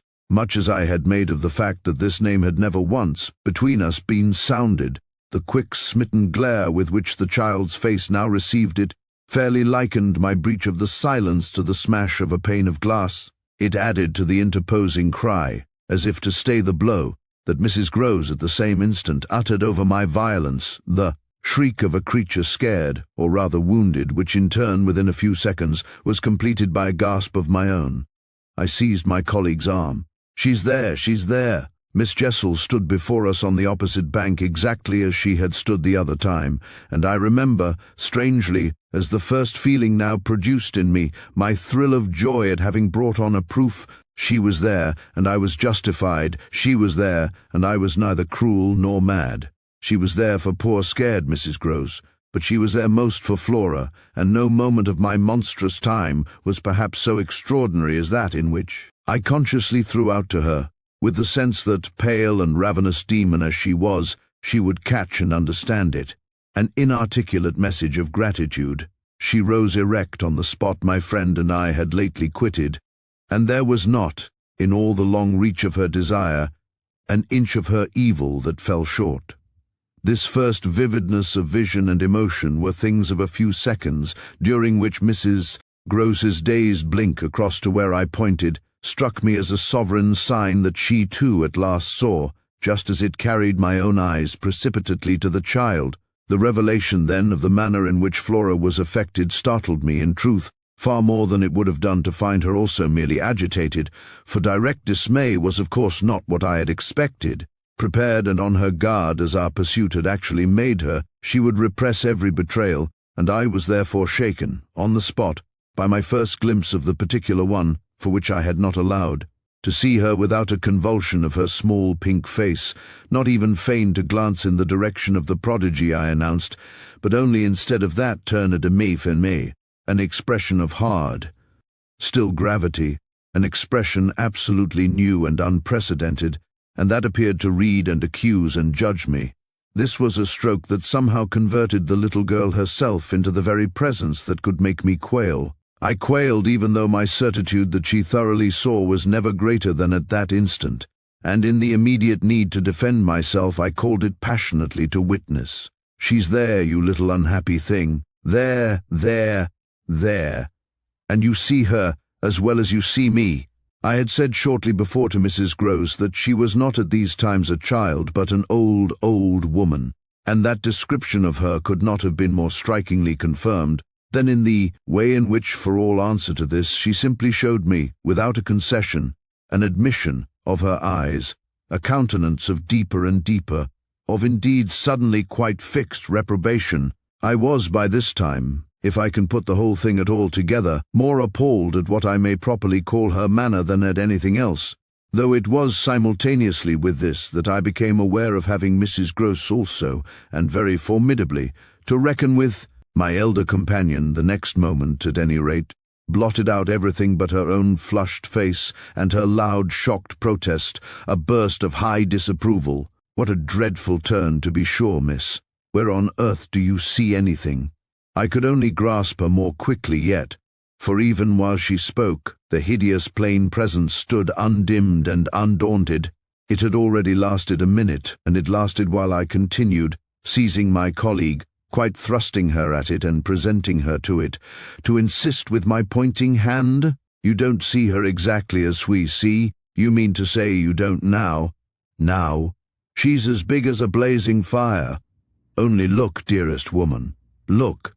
She looked even as I did, and gave me, with her deep groan of negation, repulsion, compassion, the mixture with her pity of her relief at her exemption, a sense, touching to me even then, that she would have backed me up if she could. I might well have needed that, for with this hard blow of the proof that her eyes were hopelessly sealed, I felt my own situation horribly crumble. I saw my livid predecessor press from her position on my defeat, and I was conscious, more than all, of what I should have from this instant to deal with in the astounding little attitude of Flora. Into this attitude Mrs. Grose immediately and violently entered, breaking, even while there pierced through my sense of ruin a prodigious private triumph, into breathless reassurance. "She isn't there, little lady, and nobody's there, and you never see nothing, my sweet. How can poor Miss Jessel, when poor Miss Jessel's dead and buried? We know, don't we, love?" And she appealed, blundering in, to the child. "It's all a mere mistake and a worry and a joke, and we'll go home as fast as we can." Our companion on this had responded with a strange, quick primness of propriety, and they were again, with Mrs. Grose on her feet, united, as it were, in pained opposition to me. Flora continued to fix me with her small mask of reprobation, and even at that minute I prayed God to forgive me for seeming to see. That, as she stood there holding tight to our friend's dress, her incomparable childish beauty had suddenly failed, had quite vanished. I've said it already, she was hideously hard, she had turned common and almost ugly. "I don't know what you mean, I see nobody, I see nothing, I never have. I think you're cruel, I don't like you." Then, after this deliverance, which might have been that of a vulgarly pert little girl in the street, she hugged Mrs. Grose more closely and buried in her skirts the dreadful little face.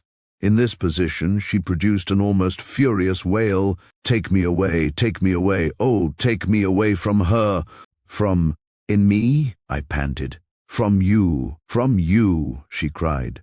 Even Mrs. Grose looked across at me dismayed, while I had nothing to do but communicate again with the figure that, on the opposite bank, without a movement, as rigidly still as if catching, beyond the interval, our voices, was as vividly there for my disaster as it was not there for my service. The wretched child had spoken exactly as if she had got from some outside source each of her stabbing little words, and I could therefore, in the full despair of all I had to accept, but sadly shake my head at her. If I had ever doubted, all my doubt would at present have gone. I've been living with the miserable truth, and now it is only too much closed round me. Of course I've lost you, I've interfered, and you've seen, under her dictation, with which I faced, over the pool again, our infernal witness, the easy and perfect way to meet it. I've done my best, but I've lost you. Goodbye."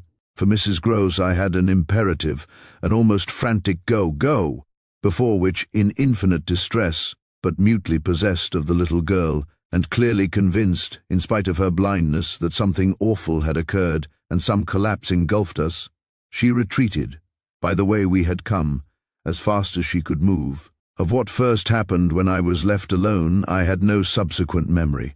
I only knew that at the end of, I suppose, a quarter of an hour, an odorous dampness and roughness, chilling and piercing my trouble, had made me understand that I must have thrown myself on my face on the ground and given way to a wildness of grief. I must have lain there long and cried and sobbed, for when I raised my head the day was almost done. I got up and looked a moment, through the twilight, at the grey pool and its blank haunted edge, and then I took, back to the house, my dreary and difficult course. When I reached the gate in the fence, the boat, to my surprise, was gone, so that I had a fresh reflection to make on Flora's extraordinary command of the situation. She passed that night by the most tacit, and I should add, were not the word so grotesque a false note, the happiest of arrangements. With Mrs. Grose, I saw neither of them on my return, but, on the other hand, as by an ambiguous compensation, I saw a great deal of Miles. I saw, I can use no other phrase, so much of him that it was as if it were more than it had ever been. No evening I had passed at Bly had the portentous quality of this one, in spite of which, and in spite also of the deeper depths of consternation that had opened beneath my feet, there was literally in the ebbing actual an extraordinarily sweet sadness. On reaching the house I had never so much as looked for the boy. I had simply gone straight to my room to change what I was wearing, and to take in, at a glance, much material testimony to Flora's rupture. Her little belongings had all been removed. When later, by the schoolroom fire, I was served with tea by the usual maid, I indulged on the article of my other pupil, in no inquiry whatever. He had his freedom now. He might have it to the end. Well, he did have it, and it consisted, in part at least, of his coming in at about 8 o'clock and sitting down with me in silence. On the removal of the tea things, I had blown out the candles and drawn my chair closer. I was conscious of a mortal coldness and felt as if I should never again be warm. So, when he appeared, I was sitting in the glow with my thoughts. He paused a moment by the door as if to look at me, then, as if to share them, came to the other side of the hearth and sank into a chair. We sat there in absolute stillness, yet he wanted, I felt, to be with me, XI.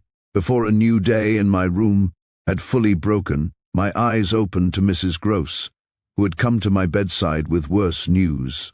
Flora was so markedly feverish that an illness was perhaps at hand. She had passed a night of extreme unrest, a night agitated above all by fears that had for their subject not in the least her former, but wholly her present governess. It was not against the possible re-entrance of Miss Jessel on the scene that she protested. It was conspicuously and passionately against mine. I was promptly on my feet, of course, and with an immense deal to ask, the more that my friend had discernibly now girded her loins to meet me once more. This I felt as soon as I had put to her the question of her sense of the child's sincerity as against my own.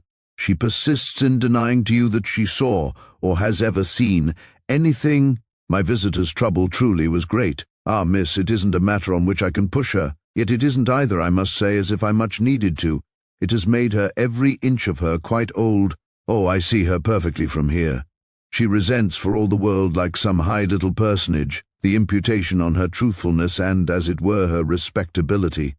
Miss Jessel, indeed, she's respectable, the chit. The impression she gave me there yesterday was, I assure you, the very strangest of all. It was quite beyond any of the others. I did put my foot in it. She'll never speak to me again. Hideous and obscure as it all was, it held Mrs. Grose briefly silent. Then she granted my point with a frankness which I made sure had more behind it. I think indeed, miss, she never will. She do have a grand manner about it, and that manner, I summed it up, is practically what's the matter with her now. Oh, that manner I could see in my visitor's face, and not a little else besides. She asks me every 3 minutes if I think you're coming in. I see. I too on my side had so much more than worked it out. Has she said to you since yesterday, except to repudiate her familiarity with anything so dreadful, a single other word about Miss Jessel? Not one, miss. And of course you know, my friend added, I took it from her by the lake that just then and there at least there was nobody, rather, and naturally you take it from her still. I don't contradict her. What else can I do? Nothing in the world. You've the cleverest little person to deal with. They've made them, their two friends I mean, still cleverer even than nature did, for it was wondrous material to play on. Flora has now her grievance, and she'll work it to the end. Yes, miss, but to what end? Why, that of dealing with me to her uncle. She'll make me out to him the lowest creature. I winced at the fair show of the scene in Mrs. Grose's face. She looked for a minute as if she sharply saw them together. And him who thinks so well of you. He has an odd way, it comes over me now, I laughed, of proving it. But that doesn't matter. What Flora wants, of course, is to get rid of me. My companion bravely concurred. Never again to so much as look at you. So that what you've come to me now for, I asked, is to speed me on my way. Before she had time to reply, however, I had her in check. I've a better idea, the result of my reflections. My going odd would seem the right thing, and on Sunday I was terribly near it. Yet that won't do. It's you who must go. You must take Flora. My visitor, at this, did speculate. But where in the world? Away from here, away from them, away even most of all now from me. Straight to her uncle, only to tell on you. No, not only. To leave me, in addition, with my remedy. She was still vague. And what is your remedy? Your loyalty, to begin with. And then Miles's. She looked at me hard. Do you think he won't, if he has the chance, turn on me? Yes, I venture still to think it. At all events, I want to try. Get off with his sister as soon as possible and leave me with him alone. I was amazed myself at the spirit I had still in reserve, and therefore perhaps a trifle the more disconcerted at the way in which, in spite of this fine example of it, she hesitated.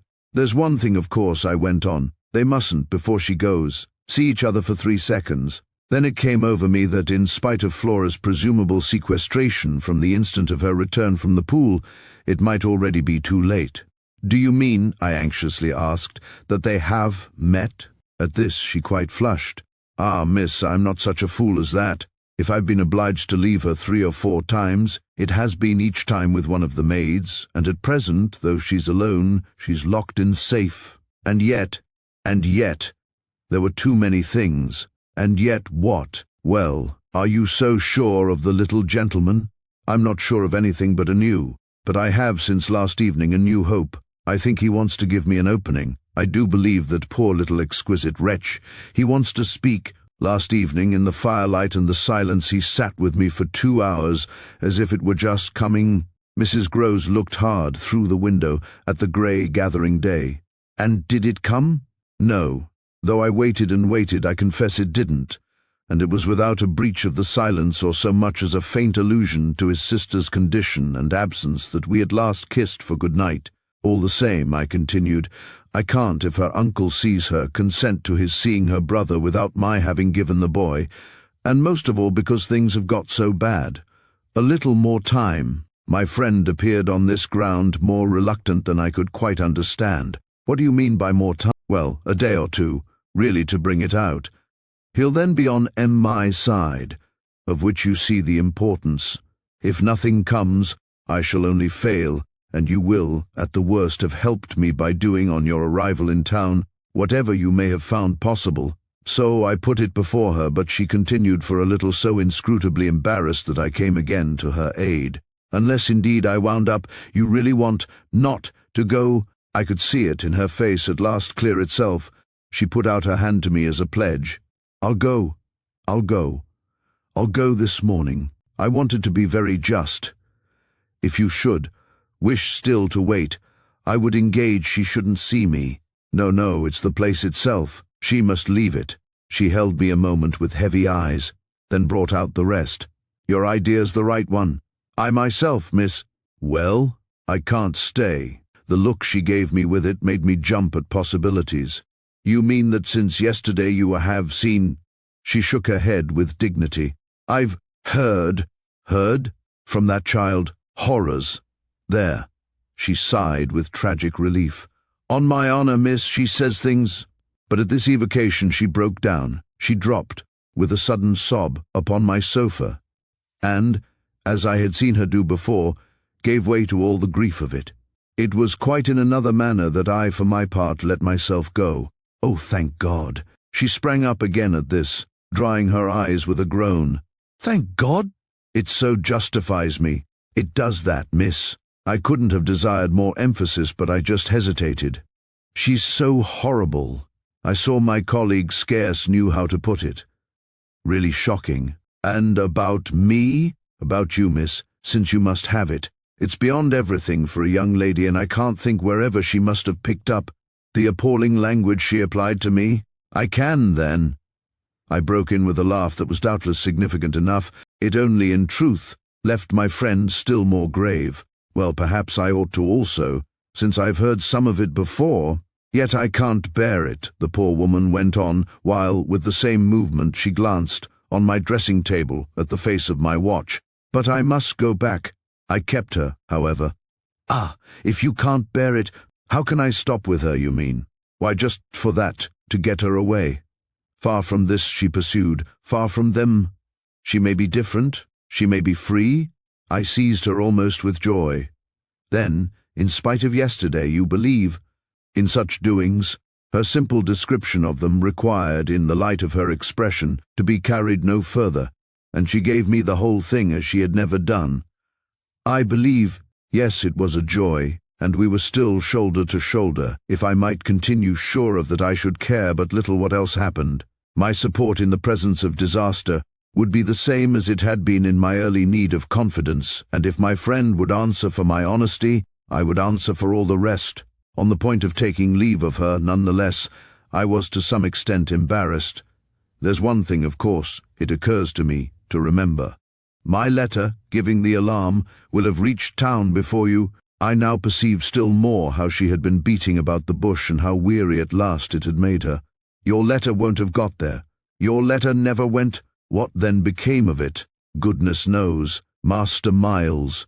Do you mean took it? Took it? I gasped. She hung fire, but she overcame her reluctance. I mean that I saw yesterday, when I came back with Miss Flora, that it wasn't where you had put it. Later in the evening I had the chance to question Luke, and he declared that he had neither noticed nor touched it. We could only exchange on this one of our deeper mutual soundings, and it was Mrs. Gross who first brought up the plum with an almost elated "You see, yes, I see that if Miles took it instead, he probably will have read it and destroyed it. And don't you see anything else?" I faced her a moment with a sad smile. "It strikes me that by this time your eyes are open even wider than mine." They proved to be so indeed, but she could still blush almost to show it. "I make out now what he must have done at school," and she gave, in her simple sharpness, an almost droll, disillusioned nod. "He stole!" I turned it over. I tried to be more judicial. Well, perhaps. She looked as if she found me unexpectedly calm. "He stole letters." She couldn't know my reasons for a calmness, after all, pretty shallow, so I showed them off as I might. I hoped then it was to more purpose than in this case.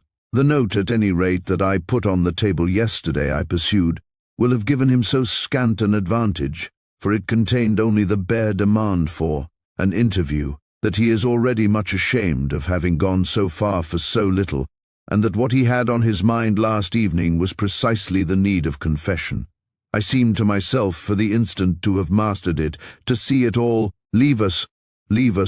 I was already at the door, hurrying her off. "I'll get it out of him. He'll meet me, he'll confess. If he confesses, he's saved. And if he's saved, then tu are." The dear woman kissed me on this, and I took her farewell. "I'll save you without him," she cried as she went. Skend. Yet it was when she had got off, and I missed her on the spot, that the great pinch really came. If I had counted on what it would give me to find myself alone with Miles, I speedily perceived, at least, that it would give me a measure. No hour of my stay, in fact, was so assailed with apprehensions as that of my coming down to learn that the carriage containing Mrs. Groves and my younger pupil had already rolled out of the gates. Now I was, I said to myself, face to face with the elements, and for much of the rest of the day, while I fought my weakness, I could consider that I had been supremely rash. It was a tighter place still than I had yet turned round in, all the more that for the first time I could see in the aspect of others a confused reflection of the crisis. What had happened naturally caused them all to stare. There was too little of the explained. Throw out whatever we might, in the suddenness of my colleague's act, the maids and the men looked blank, the effect of which on my nerves was an aggravation until I saw the necessity of making it a positive aid. It was precisely, in short, by just clutching the helm that I avoided total wreck, and I dare say that, to bear up at all, I became that morning very grand and very dry. I welcomed the consciousness that I was charged with much to do, and I caused it to be known as well that, left thus to myself, I was quite remarkably firm. I wandered with that manner for the next hour or two, all over the place, and looked, I have no doubt, as if I were ready for any onset. So, for the benefit of whom it might concern, I paraded with a sick heart. The person it appeared least to concern proved to be, till dinner, little Miles himself. My perambulations had given me, meanwhile, no glimpse of him, but they had tended to make more public the change taking place in our relation, as a consequence of his having at the piano, the day before, kept me in Flora's interest so beguiled and befooled. The stamp of publicity had of course been fully given by her confinement and departure, and the change itself was now ushered in by our non-observance of the regular custom of the schoolroom. He had already disappeared when, on my way down, I pushed open his door, and I learned below that he had breakfasted, in the presence of a couple of the maids, with Mrs. Grose and his sister. He had then gone out, as he said, for a stroll, than which nothing, I reflected, could better have expressed his frank view of the abrupt transformation of my office. What he would not permit this office to consist of was yet to be settled. There was a queer relief, at all events, I mean for myself in especial, in the renouncement of one pretension. If so much had sprung to the surface, I scarce put it too strongly in saying that what had perhaps sprung highest was the absurdity of our prolonging the fiction that I had anything more to teach him. It sufficiently stuck out that, by tacit little tricks in which even more than myself he carried out the care for my dignity, I had had to appeal to him to let me off straining to meet him on the ground of his true capacity. He had at any rate his freedom now. I was never to touch it again, as I had amply shown, moreover, when on his joining me in the schoolroom the previous night, I had uttered, on the subject of the interval just concluded, neither challenge nor hint. I had too much, from this moment, my other ideas, yet when he at last arrived, the difficulty of applying them, the accumulations of my problem, were brought straight home to me by the beautiful little presence on which what had occurred had as yet, for the eye, dropped neither stain nor shadow. To mark, for the house, the high state I cultivated, I decreed that my meals with the boy should be served, as we called it, downstairs, so that I had been awaiting him. In the ponderous pomp of the room outside of the window of which I had had from Mrs. Grose, that first scared Sunday, my flash of something it would scarce have done to call light, here at present I felt afresh, for I had felt it again and again, how my equilibrium depended on the success of my rigid will, the will to shut my eyes as tight as possible to the truth that what I had to deal with was, revoltingly, against nature. I could only get on at all by taking nature into my confidence and my account, by treating my monstrous ordeal as a push in a direction unusual, of course, and unpleasant, but demanding, after all, for a fair front, only another turn of the screw of ordinary human virtue. No attempt, none the less, could well require more tact than just this attempt to supply one's self, the nature. How could I put even a little of that article into a suppression of reference to what had occurred? How, on the other hand, could I make reference without a new plunge into the hideous obscure? Well, a sort of answer, after a time, had come to me, and it was so far confirmed as that I was met, incontestably, by the quickened vision of what was rare in my little companion. It was indeed as if he had found even now, as he had so often found at lessons, still some other delicate way to ease me off. Wasn't there light in the fact which, as we shared our solitude, broke out with a specious glitter it had never yet quite worn? The fact that, opportunity aiding, precious opportunity which had now come, it would be preposterous, with a child so endowed, to forego the help one might wrest from absolute intelligence. What had his intelligence been given him for but to save him? Mightn't one, to reach his mind, risk the stretch of an angular arm over his character? It was as if, when we were face to face in the dining room, he had literally shown me the way. The roast mutton was on the table, and I had dispensed with attendance. Miles, before he sat down, stood a moment with his hands in his pockets and looked at the joint, on which he seemed on the point of passing some humorous judgment.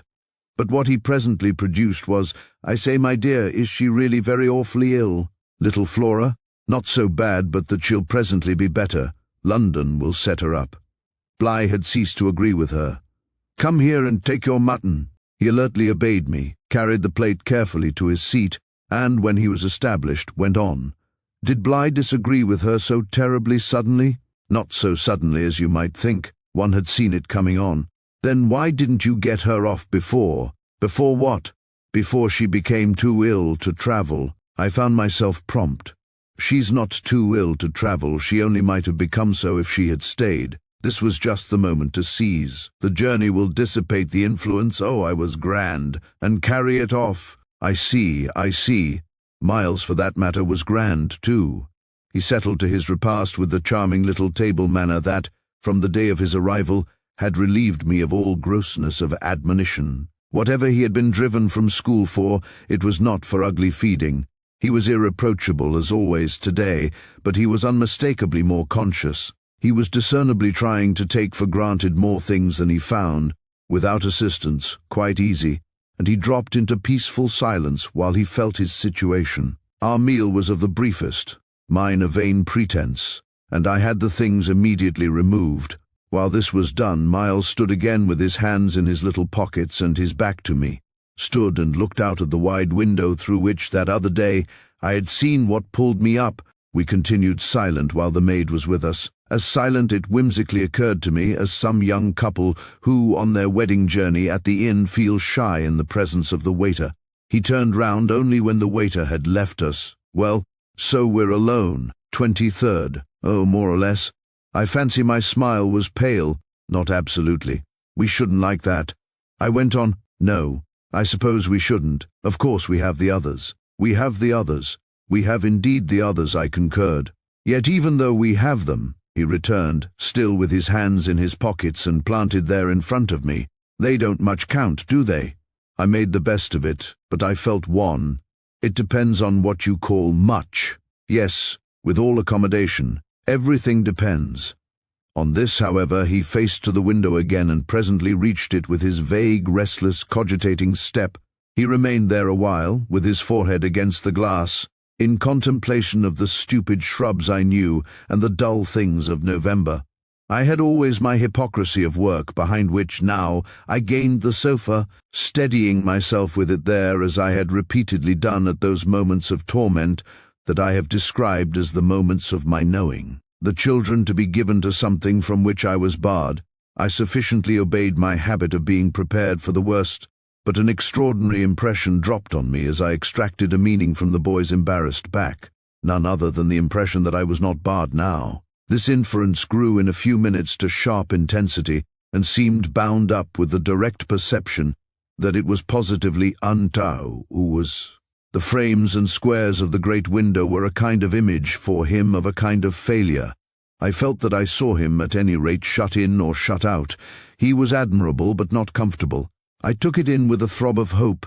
Wasn't he looking through the haunted pane for something he couldn't see, and wasn't it the first time in the whole business that he had known such a lapse? The very first. I found it a splendid portent. It made him anxious, though he watched himself. He had been anxious all day, and even while in his usual sweet little manner he sat at table, had needed all his small, strange genius to give it a gloss. When he had last turned round to meet me, it was almost as if this genius had succumbed. Well, I think I'm glad Bly agrees with me.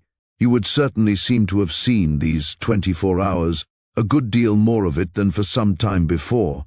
I hope, I went on bravely, that you've been enjoying yourself. Oh, yes, I've been ever so far, all round about, miles and miles away.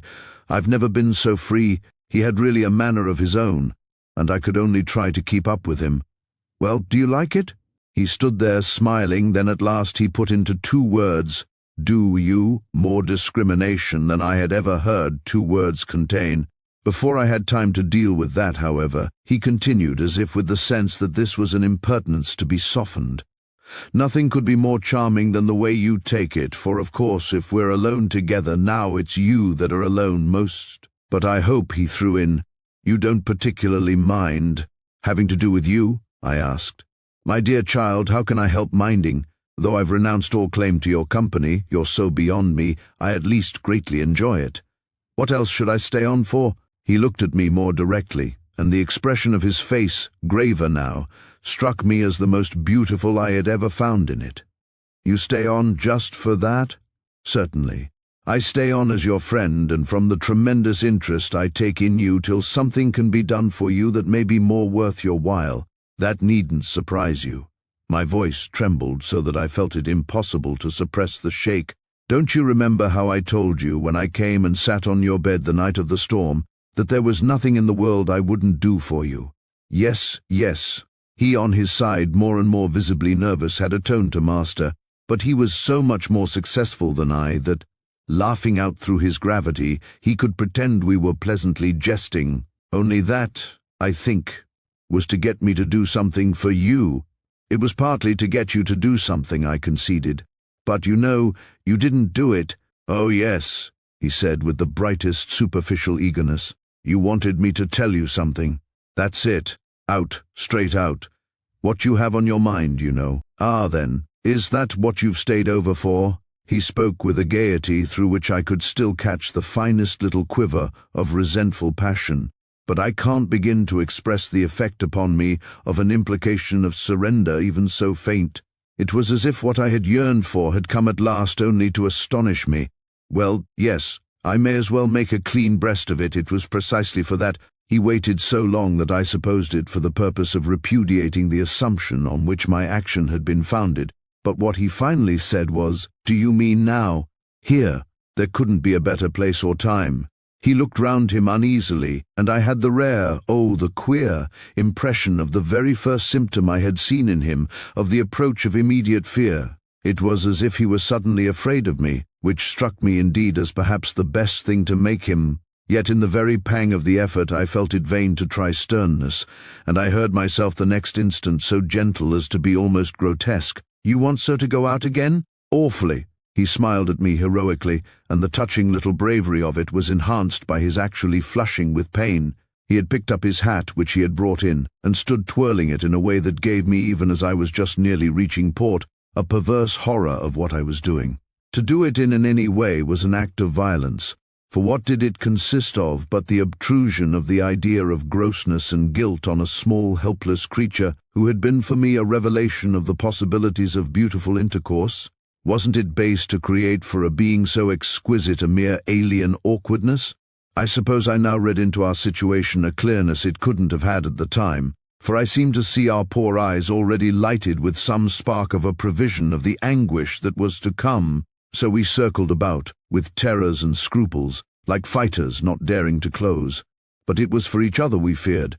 That kept us a little longer suspended and unbruised. "I'll tell you everything," Miles said. "I mean, I'll tell you anything you like. You'll stay on with me, and we shall both be all right, and dat will. Tell you dat will. But not now." "Why not now?" My insistence turned him from me and kept him once more at his window in a silence during which, between us, you might have heard a pin drop. Then he was before me again with the air of a person for whom, outside, someone who had frankly to be reckoned with was waiting. "I have to see Luke." I had not yet reduced him to quite so vulgar a lie, and I felt proportionately ashamed. But horrible as it was, his lies made up my truth. I achieved thoughtfully a few loops of my knitting. "Well then, go to Luke, and I'll wait for what you promise. Only in return for that, satisfy, before you leave me, one very much smaller request." He looked as if he felt he had succeeded enough to be able still a little to bargain. "Very much smaller?" "Yes, a mere fraction of the whole. Tell me."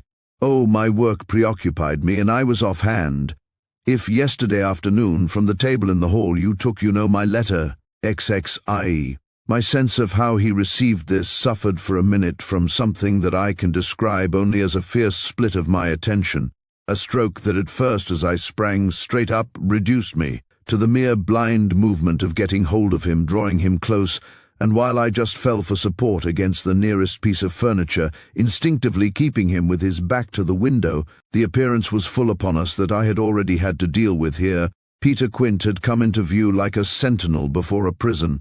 The next thing I saw was that from outside he had reached the window, and then I knew that close to the glass and glaring in through it, he offered once more to the room his white face of damnation. It represents but grossly what took place within me at the sight to say that on the second my decision was made, yet I believe that no woman so overwhelmed ever in so short a time recovered her grasp of the act. It came to me in the very horror of the immediate presence that the act would be, seeing and facing what I saw and faced, to keep the boy himself unaware. The inspiration, I can call it by no other name, was that I felt how voluntarily, how transcendently I might. It was like fighting with a demon for a human soul, and when I had fairly so appraised it, I saw how the human soul, held out in the tremor of my hands at arm's length, had a perfect dew of sweat on a lovely childish forehead. The face that was close to mine was as white as the face against the glass, and out of it presently came a sound, not low nor weak, but as if from much further away, that I drank like a waft of fragrance. Yes, I took it. At this, with a moan of joy, I enfolded. I drew him close, and while I held him to my breast, where I could feel in the sudden fever of his little body the tremendous pulse of his little heart, I kept my eyes on the thing at the window, and saw it move and shift its posture. I have likened it to a sentinel, but its slow wheel for a moment was rather the prowl of a baffled beast. My present quickened courage, however, was such that, not too much to let it through, I had to shade, as it were, my flame. Meanwhile the glare of the face was again at the window, the scoundrel fixed as if to watch and wait. It was the very confidence that I might now defy him, as well as the positive certitude by this time of the child's unconsciousness, that made me go on. What did you take it for? To see what you said about me. You opened the letter? I opened it. My eyes were now, as I held him off a little again, on Miles's own face, in which the collapse of mockery showed me how complete was the ravage of uneasiness. What was prodigious was that at last, by my success, his sense was sealed and his communication stopped. He knew that he was in presence, but knew not of what, and knew still less that I also was and that I did know. And what did this strain of trouble matter when my eyes went back to the window, only to see that the air was clear again, and by my personal triumph the influence quenched? There was nothing there.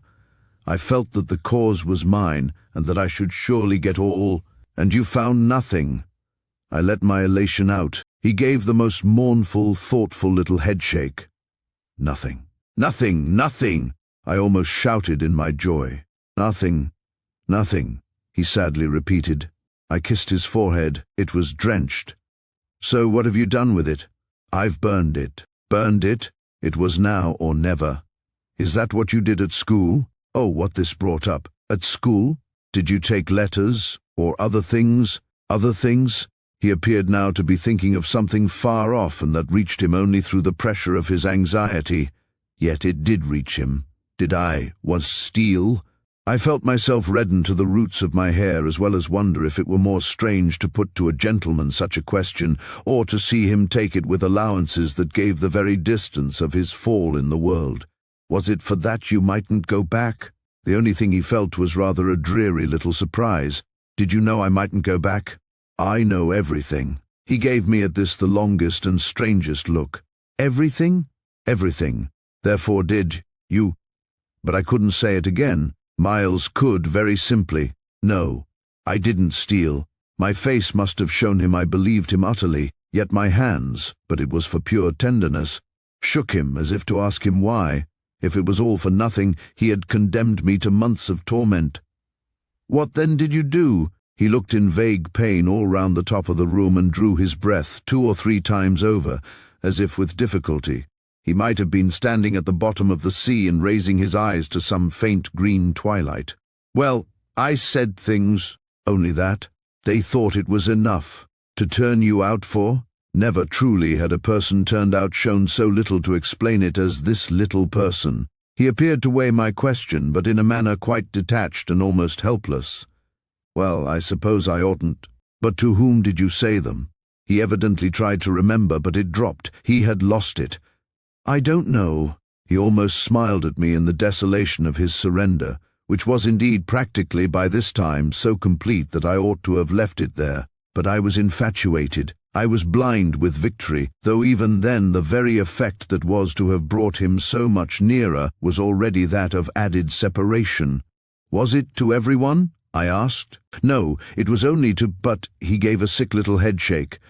I don't remember their names. Were they then so many? No, only a few.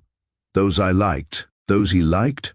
I seemed to float not into clearness, but into a darker obscure, and within a minute there had come to me out of my very pity the appalling alarm of his being perhaps innocent. It was for the instant confounding and bottomless, for if he were innocent, what then on earth was I? Paralyzed. While it lasted, by the mere brush of the question, I let him go a little. So that, With a deep-drawn sigh, he turned away from me again, which, as he faced toward the clear window, I suffered, feeling that I had nothing now there to keep him from. "And did they repeat what you said?" I went on after a moment. He was soon at some distance from me, still breathing hard and again with the air, though now without anger for it, of being confined against his will. Once more, as he had done before, he looked up at the dim day as if, of what had hitherto sustained him, nothing was left but an unspeakable anxiety.